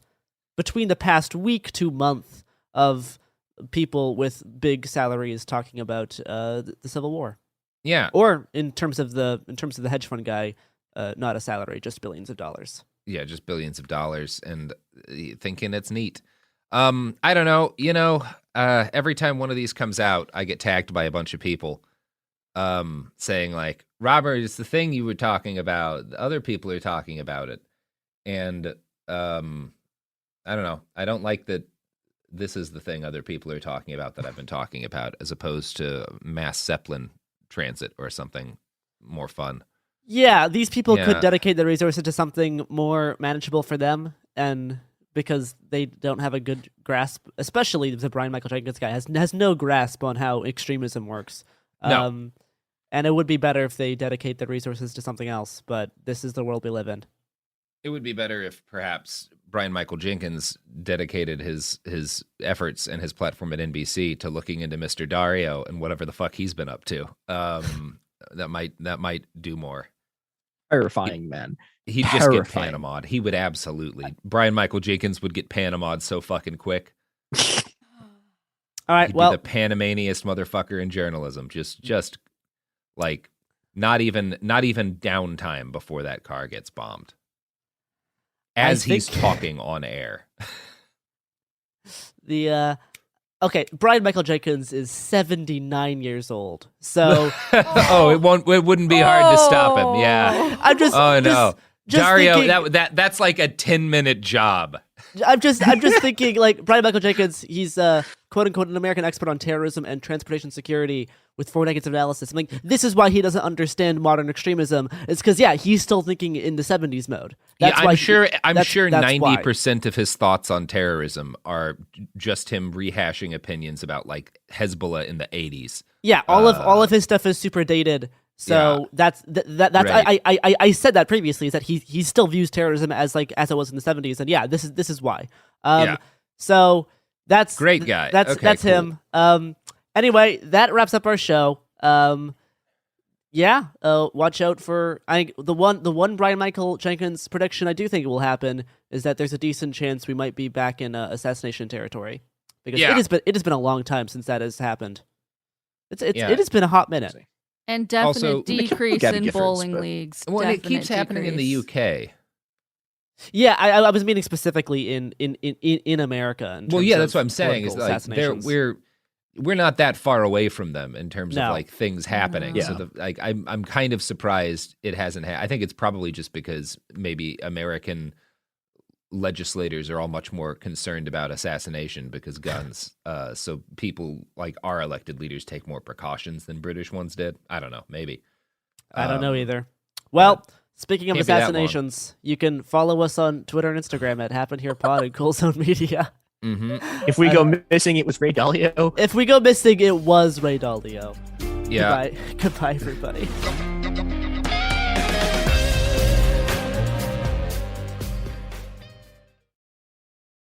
Hi, this is Jo Winterstein, host of the Spirit Daughter podcast, where we talk about astrology, natal charts, and how to step into your most vibrant life. And I just sat down with a Minnie Driver. The Irish traveller said when I was 16, you're going to have a terrible time with men. Actor, storyteller, and unapologetic Aquarian visionary. Aquarius is all about freedom loving and different perspectives. And I find a lot of people with strong placements in Aquarius are misunderstood. A Sun and Venus in Aquarius in her 7th house spark her unconventional approach to partnership. He really has taught me to embrace people sleeping in different rooms, on different houses, in different places, but just an embracing of the isness of it all. If you're navigating your own transformation or just want a chart-side view into how a leading artist integrates astrology, creativity, and real life, this episode is a must listen. Listen to the Spirit Daughter podcast starting on February 24th on the iHeartRadio app, Apple Podcasts, or wherever you listen to your podcasts. I'm Clayton Echard, and in 2022, I was the lead of ABC's The Bachelor. Unfortunately, it didn't go according to plan. He became the first Bachelor to ever have his final rose rejected. The internet turned on him. If I could press a button and rewind it all, I would. But what happened to Clayton after the show made even bigger headlines. It began as a one-night stand and ended in a courtroom, with Clayton at the center of a very strange paternity scandal. The media is here. This case has gone viral. The dating contract. Agree to date me, but I'm also suing you. Police search warrant. This is unlike anything I've ever seen before. I'm Stephanie Young. This is Love Trapped. This season, an epic battle of he said, she said, and the search for accountability in a sea of lies. I have done nothing except get pregnant by the Bachelor! Listen to Love Trapped on the iHeartRadio app, Apple Podcasts, or wherever you get your podcasts. Welcome to the A Building. I'm Hans Charles. I'm Menelik Lumumba. It's 1969. Malcolm X and Martin Luther King Jr. had both been assassinated, and Black America was at a breaking point. Rioting and protests broke out on an unprecedented scale. In Atlanta, Georgia, at Martin's alma mater, Morehouse College, the students had their own protest. It featured two prominent figures in Black history, Martin Luther King Sr. and a young student, Samuel L. Jackson. To be in what we really thought was a revolution. I mean, people were dying. 1968, the murder of Dr. King, which traumatized everyone. The FBI had a role in the murder of a Black Panther leader in Chicago. This story is about protest. It echoes in today's world far more than it should, and it will blow your mind. Listen to the A Building on the iHeartRadio app, Apple Podcasts, or wherever you get your podcasts. China's Ministry of State Security is one of the most mysterious and powerful spy agencies in the world. But in 2017, the FBI got inside. This is Special Agent Regal, Special Agent Bradley Hall. This MSS officer has no idea the U.S. government is onto him. But the FBI has his chats, texts, emails, even his personal diary. Hear how they got it on the Sixth Bureau podcast. I now have several terabytes of an MSS officer, no doubt, no question, of his life. And that's a unicorn. No one had ever seen anything like that. It was unbelievable. This is a story of the inner workings of the MSS and how one man's ambition and mistakes opened its vault of secrets. Listen to the Sixth Bureau on the iHeartRadio app, Apple Podcasts, or wherever you get your podcasts.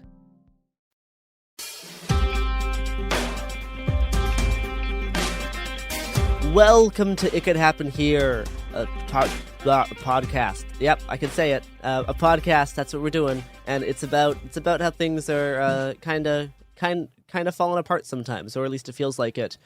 And I don't know, maybe we can do some things to help make it better. Like what happened recently in terms of forests. So, hey, a good news episode. Whoa, rare episode drop for us.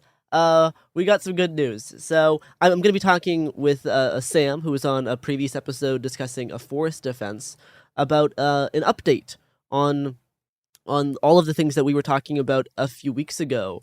So yeah, I think we can pretty much get into it, and then we'll talk about some other stuff around kind of forests in general. So hello, Sam. Thank you for joining me again to talk about trees, one of our favorite topics. Hello, my pleasure, always. So I think it was like a day or two after we dropped the episode or something, or I think it was maybe even like right before we got some extra news about about the post fire logging near the Brightbush watershed. Yeah, what happened there? Yeah, it was pretty wild, actually. It was really serendipitous timing, too. We, as I think we mentioned in the last podcast, we were awaiting the first hearing for the court case. Essentially, we believed that the plan to log in that area for myriad reasons was not only unethical, but also illegal. And so it was going to court, and we were awaiting a hearing that happened on December 3rd, a Friday. And typically, the judge does not rule from the bench in these sorts of hearings, and so we did not expect a decision on that day. But sure enough, the judge felt strongly enough about this case, and sure enough about her decision, that she did rule from the bench and ruled in our favor. And so, yay, victories. Now we have a preliminary injunction in place, meaning that no logging can happen there, at least until this timber sale has its real day in court, or until the Forest Service just drops this shenanigan entirely, which hopefully they will do, but we'll see. Yeah, so they blocked the post-fire logging and the basically starting to clear cut these areas without actual like public input and without actually going through the process. As flawed as the process may be, they were just skipping it entirely. So that was blocked by this by this legal case. What was the reaction like in the room and in the various Signal chats when this happened? Yeah, in the ether spheres. The reaction was super awesome. I mean, so many people love this place, and that was kind of the whole point of what we were trying to do when we did the direct action out there a number of weeks ago, was just demonstrate how many people love this place and how the Forest Service wasn't going to get away with what they were planning to do. Because people, as we promised, would be back if they tried to log it and move forward with that logging, which, as you pointed out, and as we said last time, was super sketchy, not only because it was a terrible plan that they were planning to do in this beloved forest, but also because it was behind locked gates that the public wasn't allowed into. And so it was just this, travesty that was about to happen. And when we found out and when we heard the judge's incredibly strong ruling, we, were absolutely overjoyed. The news spread, like wildfire, excuse the pun, had to do it. And just, all the Signal threads were popping. People were putting it on Twitter. People were reposting the sexy photos of the blockade with the giant slash pile and the fire truck and the band on top of the fire truck. And I just wish that we all could have hung out again and had another dance party, because it was the best. That does sound incredibly rad. Was like your this is something I don't actually know, but I was like, was like the documentation that was taking place by going to these places and showing, hey, this is where they're cutting, was that brought up in the court case in terms of like, hey, we actually went and saw what's actually happening? So was that type of evidence used, and did it, in your mind, like kind of be a small part of like the result of the ruling? Yeah, it definitely was. And that is such an important point. And I really hope that everyone who's listening can just like put that in their minds for later, how important it is for people to be field surveying, or sometimes we call it ground truthing, these places and actually collecting documentation, photographic evidence. A lot of folks do kind of like what we call community surveying and collect some site specific kind of like community science sort of stuff. But all of that was used in court, and it was super awesome. I actually was one of the standing declarants, so I got to submit a lot of evidence from my many years of traveling that place. And that all of that was referenced in court. So important. Even, when the Forest Service is essentially trying to kick everyone out and keep everyone out of these places, it's really important to go and see them anyways. Obviously, everyone needs to consider how they do that and their own security and safety. And it's becoming difficult, but certainly putting eyes on threatened places is one of the best tools we have to save them. Yeah, and I just think that's really important to really focus on that as like a thing, because like, yeah, stuff that people did actually had an impact on this not happening right now. And yeah, but like by going out there and documenting and then talking about it, it has like an actual like causal relation, which is very hard to. It's hard to get direct causal stuff to happen in like the general umbrella of activism. And I think it's just really exciting that that this happened.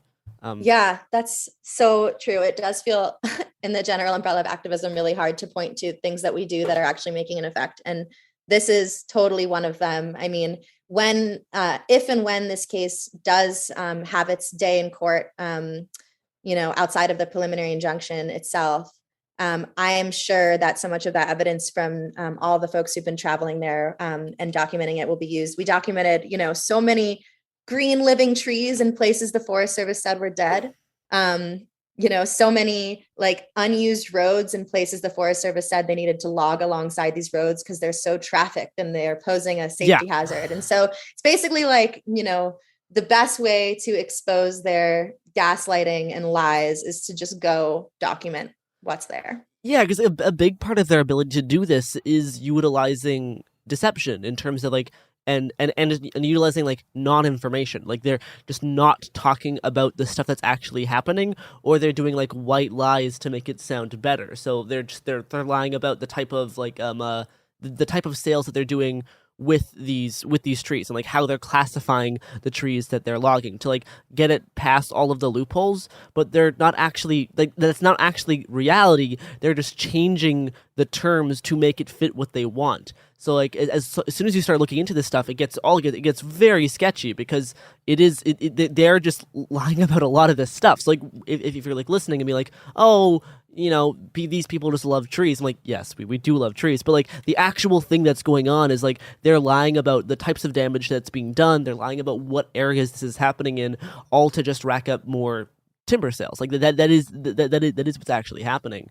And that's so important to say like loudly and clearly, because the Forest Service and other management agencies are experts in making the public feel dumb and wrong and misinformed. And right now, even we sound a little wingnutty being like, yeah, absolutely. The Forest Service, like right? The Forest Service is bad, but like, let us be clear. A federal judge agrees with us. Yeah, and, that is right. Like we're not the ones who are wrong here. And I think you're totally right. They're using a mixture of blatant lies, but also euphemisms. Like they don't use the word clear cut anymore. They're using all of these euphemisms. Regeneration harvest. I shit you not. Is a real term. A lot of the stuff that they're deciding to do is like not open to the public. You need to do like FOIA requests to actually learn what they're doing, because they don't talk about it. Like it is all extremely sketchy. And yeah, like the fact that like a federal judge agreed with like green activists is not a sentence you hear often. So like it's like, yeah, like no, this is actually a thing. And it's important to remember like you are not immune to propaganda. Like a lot of this stuff has people who want a lot of money are vested in making people believe things about like forest management and all this kind of stuff. Yeah, I know it may sound crazy when we're talking about the secret Illuminati of the Forest Service, but like no, like it is a governmental organization. All governmental organizations are kind of sketchy, especially when their sole purpose is one of their purposes is to make money or assist in like sales of something. Like yeah, it's gonna have some sketchy stuff. Absolutely. And also, in the realm of just like the propaganda machine, we, just the other day, a hilarious response piece came out from the timber industry, an organization called Federal Forest Resource Coalition, which is just a coalition of loggers, put out this hilarious little mini video responding directly to the line that we've been using in forest defense, which is worth more standing. Our forests are worth more standing. And they put out a hilarious response that is essentially, pushing this timber sale, this logging propaganda, saying, well, actually, our forests aren't worth anything standing after they've been burned, and they're contributing to the climate crisis, and they're destructive, and all these things. And so totally. I mean, even people who see it with their eyes can be convinced by these voices that they're wrong, because they're so good at making us feel just like we're the wrong ones, but we're not. We got this. Yeah, in terms of like the secretive kind of decision making and stuff behind the scenes, in terms of like the types of like terms they're using to do like restoration thinning, and all this stuff around trying to like basically just take as many trees from the bright British watershed as they can. I know the judge said that she was, quote, disappointed in the agency for all of their silly behind the scenes trench coat meet in a dark alleyway to pass off information type of thing, which is right. Like, so what is some of the other kind of stuff that the Forest Service and the related organizations were trying to hide? Like what was the stuff that like came out via this legal process that was like, what's a few of the actual things that they were trying to do that eventually like came to light? Mm-hmm. The major thing is that they were trying to get away with changing the logging contracts without doing any additional environmental analysis or public engagement process. Yeah. And so there were, before the 2020 fires, there was a plan to do what we had fought them so hard to get them to agree to do, which was not log a bunch of this older stands, protect tree. They had a diameter limit on trees that they were going to log. So we basically like slapped their hands off of all of these trees. And finally we're like, okay, we won't sue you if you move forward with the plan as stated. And it had very strong sideboards. And, even local folks were like, okay, go do this. And then the fires came through. And so what they were trying to do was just change the plans. They turned it all into clear cuts in the forest that we slapped their hands off of. And they were trying to argue that they didn't need to do any additional analysis and they didn't need to engage the public. And even in court, that's what they were arguing. They were doing some stupid magic math and, somersaults to try and explain how they had already done an analysis that accounted somehow for the fires that no one could have ever predicted. That was before it actually happened. Yeah. No, yeah. The judge was like, she was just roundly like, y'all couldn't have predicted. I like to give her, Southern accent. Y'all couldn't have predicted.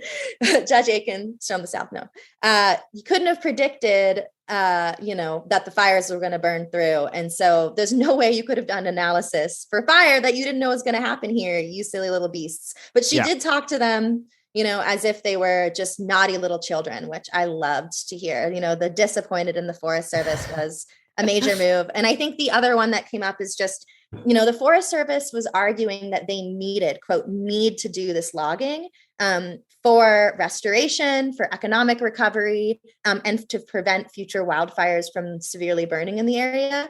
All of that too, BS. Like one thing that the judge said that was super strong was that she sees, and obviously I'm paraphrasing here, but she sees that the community loves this place. It's obvious that this is like a beloved place. And she, essentially understands that the forest is worth more standing. She said that she thinks that the forest needs an opportunity to recover from the fires. And so basically just called the BS on the Forest Service for their hilarious, justifications for logging. We're going to save the forest by logging it is just it's not right. It's not accurate. And the judge agrees.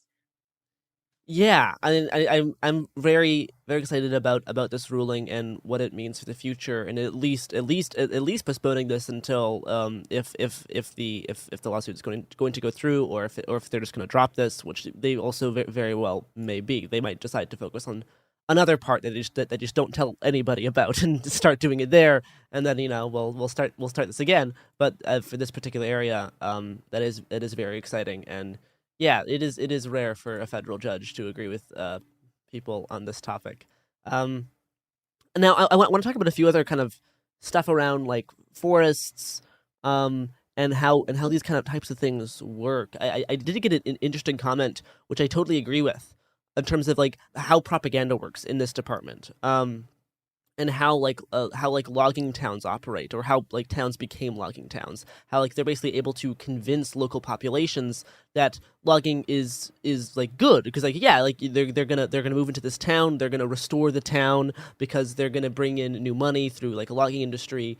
And yeah, this is a very a typical move, whether it be for like, coal mining, whether that be for pipelines, in terms of like big companies going into small towns to be like, hey, we can promise you economic growth if you can like assist in this, extractive process. And they'll be able to convince them with, misleading statistics on, and, all that kind of stuff. In terms of logging industry is getting really good at radicalizing rural populations to have them believe that it's not like economically destructive to take down trees. They might even say it's like good, and all that kind of stuff. Has there been like any outreach in terms of kind of addressing people in small towns who like maybe used to like rely on logging or something, and how does that work? Because I know like they'll be like, oh, but you people come from the city and now you're coming out here into like the woods where I live, and I think this is good that they're chopping down these trees, right? There's like that kind of disconnection, because again, no one's immune to propaganda. You just have to find the specific one. So yeah, I'm just curious about like in terms of like forest defense, how often this comes up, and how you kind of I don't know what steps to make to be like to tell people, hey, maybe you're believe these things because timber industries told you them. Like how do you start that conversation with people? Yeah, this is like actually the heart of the forest defense work ahead, what you're talking about right now. The heart of our work ahead. And I would also say, there's certainly a dichotomy that the media especially likes to present between the rural logging communities and Portland or city-based environmentalists and the hippie environmentalists who like come in and yeah, and everyone's familiar with that, and there's of course some truth to that, but I want to say like super clearly, there are so many rural folks who do not support the logging industry. And so that's like a false dichotomy that gets presented to us right off the bat. And a lot of those, in the work that I've been doing on forest defense, essentially, we're always connecting with folks on the ground in literally the backyards of these logging proposals. And many of them are super uninterested in having their backyards clear cut. And so we push directly against that mythology that, it's just environmentalists coming in from Portland, because we work directly with people, including for Breitenbush, but with every single thing that we work on, directly with people who are literally on the front lines of that logging. That said, there is absolutely a huge pull, Oregon specifically is, famous for logging. Like we talked about last time, there's a logger on top of the Capitol. The mayor of Portland is from logging money. Yeah. It's in Oregonians' blood. It is baked in heavily.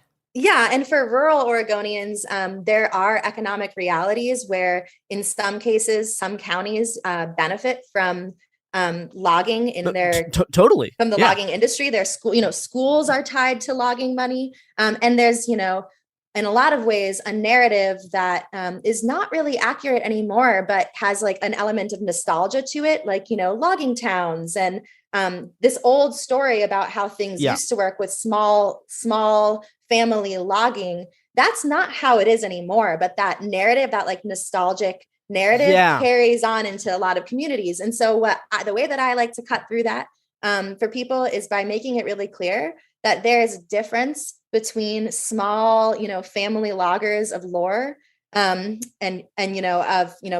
what people are attached to. And the kinds of what we're seeing today is we're looking at Wall Street logging. We're looking at Wall Street invested huge, corporate industries who still own like, huge percentages of our drinking watersheds, of our communities. Some of the communities on the coast are owned primarily by private industrial Wall Street funded logging corporations. And that's, those aren't mom and pop. They're not living in the community. They're living often not even on the Pacific Northwest. These are rich ass assholes who are destroying our bioregion. And, I think that making it clear that those folks are not like us, those are not like rural Oregonians.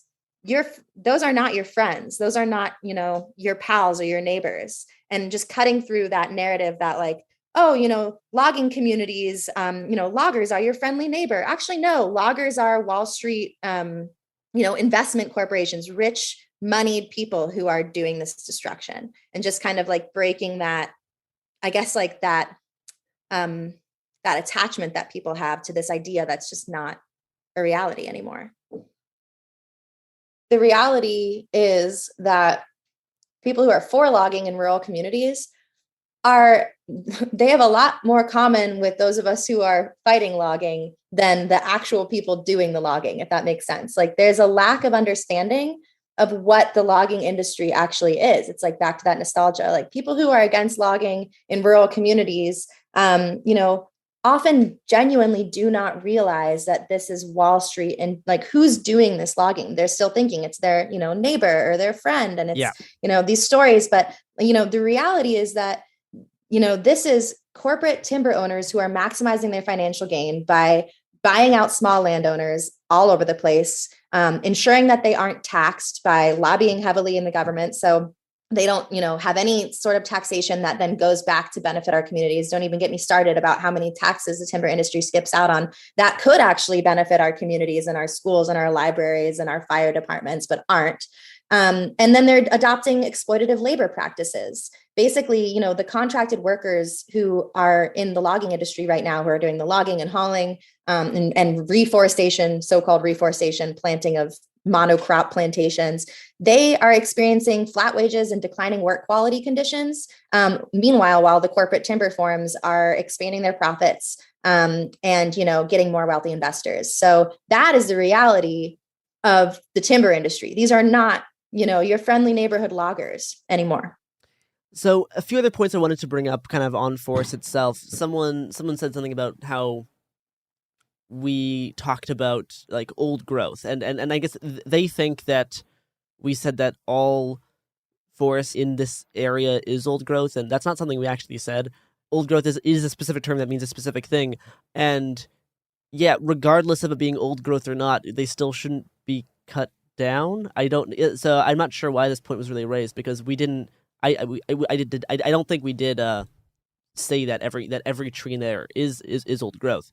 A lot of them were planted in the past few hundred years, but that doesn't mean like they're like much less important. It's like just because they're not old growth doesn't mean we shouldn't be preserving this particular watershed in this particular environment and not be clear cutting all of it. Yeah, old growth is like a fetish. Like, the term old growth is just like become fetishized to mean this like this thing that, this also, let's be clear, there's not an agreement on what old growth actually means across the board, even between agencies. Like, there's an arbitrary date cutoff that the federal government uses to define old growth.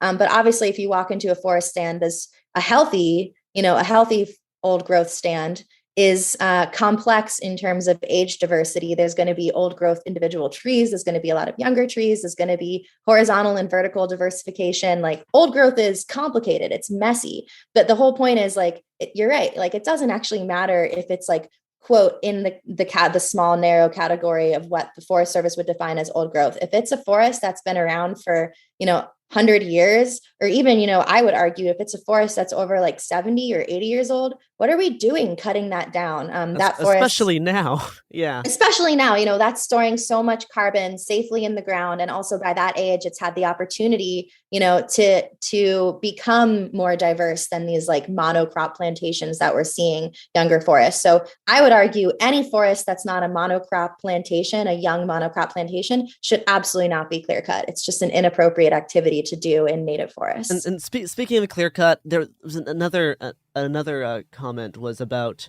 how clear cutting can sometimes be good because it creates new environments for other animals and living things to exist in. And I find this to be a really weird comment to make.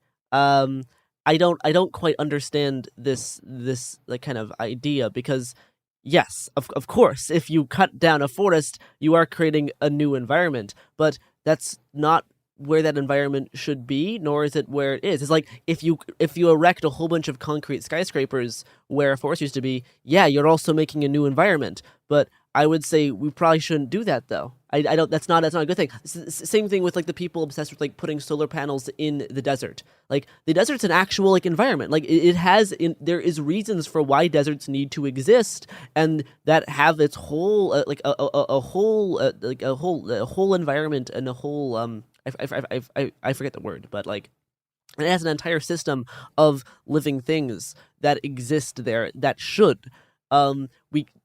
We don't need to terraform everything. I don't think that's we shouldn't. I think preserving the environment in general, preserving the environments that are existing and who are creating like ecosystems is a good thing. I think that generally the less terraforming, probably the better.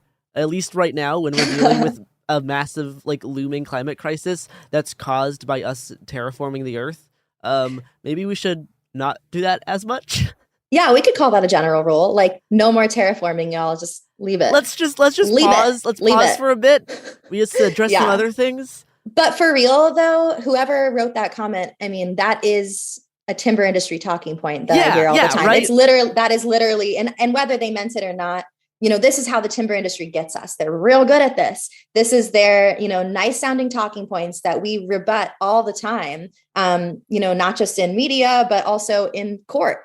And the talking point is clear cuts mimic natural disasters like severe fires by replacing, and it's part of the process. They totally don't. It does not. Go look at a clear cut, go look at a fire. It's a completely different experience. And I could go down that rabbit hole all day on fire ecology, another time maybe, but suffice it to say, what they're arguing is that they're creating young forest or quote, early seral habitat by clear cutting an old forest. But what they're actually doing is deforestation. They're replacing an old forest with something that's not a forest. A young monocrop plantation is a crop. It is not a forest. And so they are deforesting, and it is ecosystem, it is ecocide. And it is ecocide. And I think the insistence that like it's good because it will allow some species to exist in this new environment, but there's other environments where they can't exist, and we don't need to be destroying the ones that are already kind of important and doing good stuff to make room for other ones that aren't already there. And they argue that the deer and the butterflies love the clear cuts, and so just call that out as bullshit next time y'all hear that. It's spread the word. That is some timber industry BS. They're tricksy, but don't let them get you. And the last thing I wanted to mention is why blocking off access to these areas is bad. Because I got someone said something like, because 95% of fires are human caused, closing off public lands it can be good because then fires won't get started in those areas. And this really this misunderstands why fires get started, and also is just a bad thing to do anyway. Because like fire, if you look at like the map of where wildfires start, almost all of them are on the path of highways. Specifically in California, that when the fires were really bad in 2020, there was this firefighter who made a great video about like why the fire line was all next to the highway, and there was like conspiracy theories of like including like Antifa's driving down highways and setting the forest on fire, which was an actual popular talking point because we live in the hell world. But like he's explaining like the reason why like they are like human caused, but they're not like, a lot of them aren't intentionally caused. It's because that's where power lines run, and this is where a lot of sparks can ignite stuff on the edges of highways that will then take out part of the forest. Now, every once in a while, there's a gender reveal party that goes horribly wrong and does ignite it. That is true, and I think the solution to that is not closing down the forest. It's not having gender reveal parties. That is how the about solution. we don't do that either? We stop selling on Amazon. I mean, I'm all for Tannerite as an idea, but how about let's stop selling blue and pink Tannerite packets to people who don't know how to use explosives? To rich assholes who genuinely don't know about because fire. they're not actually using Tannerite for what it's meant for, and they're not using it to do like training. They're using it to say that they're having a baby, and this has caused a lot of wildfire death. So how about we just stop selling the gender reveal party bombs? And I think that'd be a better solution than closing down massive swaths of public land. And how about our power line companies get their shit together and stop? Do actually have a plan for planned power shutoffs, and actually, we know now. Actually, Pacific Corp is in court right now because they started the Santiam fires. Their power lines started the Santiam fires and the Archie Creek fires, and probably more. And so, how about the power line companies get their shit together? But I feel like the other huge thing here is that, the suggestion that we should close off these forests to the public, to me, is just like more, it's, blatantly, it's racist. And it's, I think it's wrong because these lands, these belong to Indigenous people. We should be giving these lands back to Indigenous people. And, when we're talking about like rural communities too, in a just transition, like rural community members should actually have more say in what happens in their backyard forests, should be able to be more engaged in, the forests that literally provide them with their drinking water and, all of the things that they need to survive. So we should not be, locking off these lands and keeping humans out. Humans have a place in these lands. I've always had a place and a role in these lands. And if we take leadership from the right folks, then we could totally live in a much more reasonable way than the gender reveal party path. Yeah. And like, I don't know if you know this, but like being in the forest is great. It's like, it is great to be surrounded by giant trees. It makes you feel awesome. Last thing I want to talk about is you mentioned before, like, getting people who live in these rural areas who used to rely on logging, getting them more involved and doing a just transition, because this is a topic that comes up on climate change like everywhere, in terms of like, countries that are still developing not being able to have access to the same amount of fossil fuels that countries like the States had when they were developing. And like, how is that fair, right? This is a very common thing in terms of countries that are better off have kind of like a duty to assist countries that are trying to develop and trying to get better standards of living, because we profited off of fossil fuels, and now they won't have the same opportunity if we're trying to get to a carbon neutral world. So in terms of like a just transition, this is something like, at COP26 there was supposed to be funding for adaptation efforts in developing countries. Now that failed because of course it did, because it's COP26. But in terms of like this idea of a just transition, how do you see this like locally in the rural environment within the States and for like these types of areas? Because because it's similar to like coal mining towns, similar to logging towns. How do you see this working?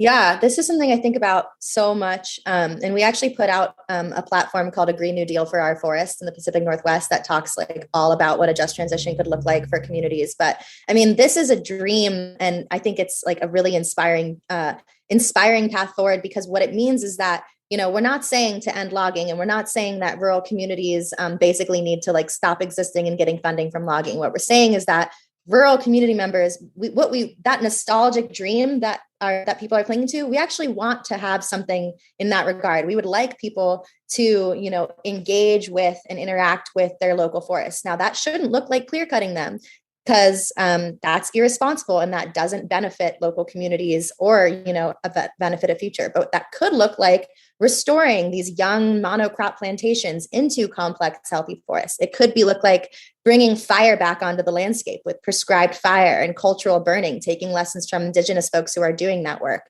It could look like education and recreation and so many things of like, hands-on engagement with backyard forests that surround us. And, that could look like basically firing the Freddies and taking this land and giving it to local communities with, with conservation goals, but also goals to economically support via all of those ways, jobs, but also jobs in recreation, economically support local communities. So basically giving the land back to the local communities who rely on them and giving them power and control to care for them in ways that make sense. Because right now, Wall Street's caring for our forests, and really, it should be us. And I think one other thing on this topic for like how well propaganda works.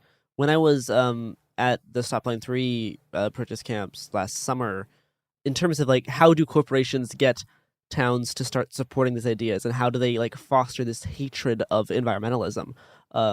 despite these areas often being one of the worst impacted ones by these efforts, right?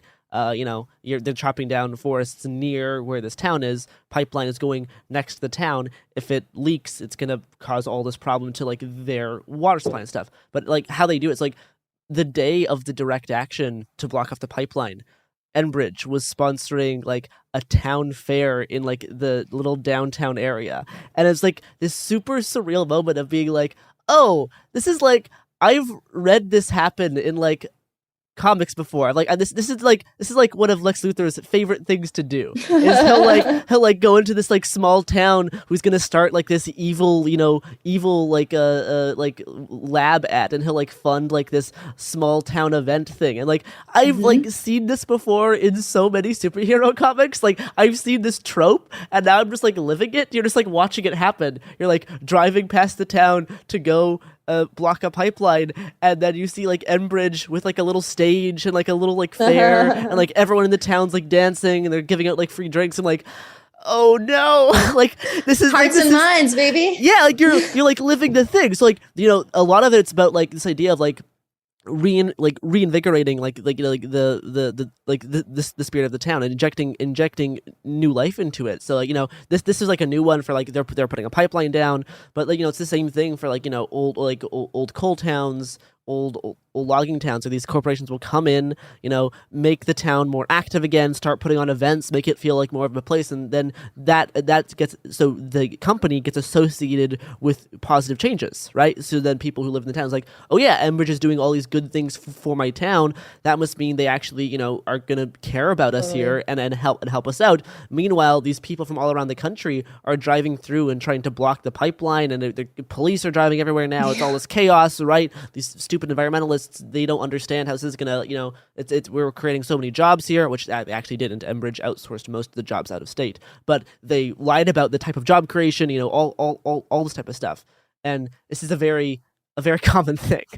Totally. And Timber Unity is delivering wood to people when the snowstorm happened and everyone was cold and didn't have power, and they were going door to door with mutual aid support. But that is why, remember how everyone should remember how tricksy and how dishonest these folks are, but also B, why those of us who want to see a different way need to be doing mutual aid too. We actually need to be out there in our communities and making friends and building trust, and not just showing up to fuck shit up when it's time to fuck shit up. And I think that kind of circles back to the point we talked about earlier, which is building relationships with people on the front lines looks like so much more than just the defense of a bad thing in their backyards. It looks like, mutual aid because the industry's doing it and they're good at it, and we need to be better. I think that wraps it up for us today. I guess one thing I want to mention is what is going to happen going forward now after this legal victory. What's kind of just so people know, what is the next steps that are going to be taken on the legal process that will kind of determine what happens with direct actions and going to see the forest in the future. Yeah. Well, basically we're waiting for a date for this court case. And so that will hopefully be scheduled if it ends up having to go through, which it might not. Obviously there's going to be an effort made on behalf of lawyers to try and get the Forest Service to just stop, to just drop this shenanigan and walk away while they're, where they're at. Because we do think we have a really strong case that will win in court if it goes to court. So that's kind of the legal avenue. Same story as what I said the last time we talked. If logging is going to move forward in that area, whether that be because it happens in the future or because somehow this legal case is lost, direct action will happen. People will be out there in the way of logging. There's no way people are going to let that go down in the Brighton Bush community. So right now we're kind of in a waiting game. We're watching and waiting. But I hope the Forest Service knows now that they can't just get away with stuff like this. People are watching. People are going to file public records requests. We're documenting this. And hopefully, we won't be seeing more of this. But because we live in the real world, the real sad world, we will be seeing more of this. And so, we'll be out there again when the next forest is on the chopping block, which is probably going to be, today, tomorrow. Yeah, it's kind of always the thing. Well, Yeah. thank you so much for coming on to talk about this and the rare rare good news episode of, hey, something good happened. Yeah. Thank you. Thanks. Any other sources people can kind of to follow along on the fight that people can find online? Yeah, make sure to follow Cascadia Forest Defenders and Portland Rising Tide, who will be definitely tracking and posting. You can also follow Cascadia Wildlands, who was the lead nonprofit on the lawsuit, and they've been posting about it too. Great. All right. Thanks, everybody, for listening. Go see a tree. Touch tree.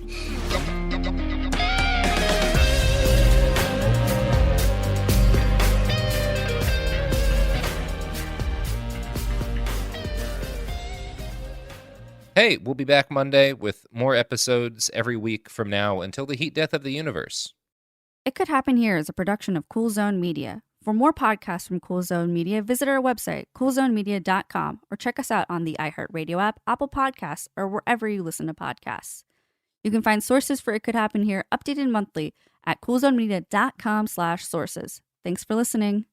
Hi, it's Jill Winterstein, host of the Spirit Daughter podcast, where we talk about astrology, natal charts, and how to step into your most vibrant life. And today I'm talking with my dear friend, Krista Williams. It can change you in the best way possible. Dance with the change, dance with the breakdowns. The embodiment of Pisces intuition with Capricorn power moves. So I'm like delusionally proud of my chart. Listen to the Spirit Daughter podcast starting on February 24th on the iHeartRadio app, Apple Podcasts, or wherever you listen to your podcasts. I'm Clayton Eckerd. In 2022, I was the lead of ABC's The Bachelor. But here's the thing. Bachelor fans hated him. If I could press a button and rewind it all, I would. That's when his life took a disturbing turn. A one-night stand would end in a courtroom. The media is here. This case has gone viral. The dating contract. Agree to date me, but I'm also suing you. This is unlike anything I've ever seen before. I'm Stephanie Young. Listen to Love Trapped on the iHeartRadio app, Apple Podcasts, or wherever you get your podcasts. This is Special Agent Regal, Special Agent Bradley Hall. In 2018, the FBI took down a ring of spies working for China's Ministry of State Security, one of the most mysterious intelligence agencies in the world. The Sixth Bureau podcast is a story of the inner workings of the MSS and how one man's ambition and mistakes opened its vault of secrets. Listen to The Sixth Bureau on the iHeartRadio app, Apple Podcasts, or wherever you get your podcasts. I'm Amanda Knox, and in the new podcast, Doubt, The Case of Lucy Letby, we unpack the story of an unimaginable tragedy that gripped the UK in 2023. But what if we didn't get the whole story? Evidence has been made to fit. The moment you look at the whole picture, the case collapsed. What if the truth was disguised by a story we chose to believe? Oh my God, I think she might be innocent. Listen to Doubt, The Case of Lucy Letby on the iHeartRadio app, Apple Podcasts, or wherever you get your podcasts. This is an iHeart podcast.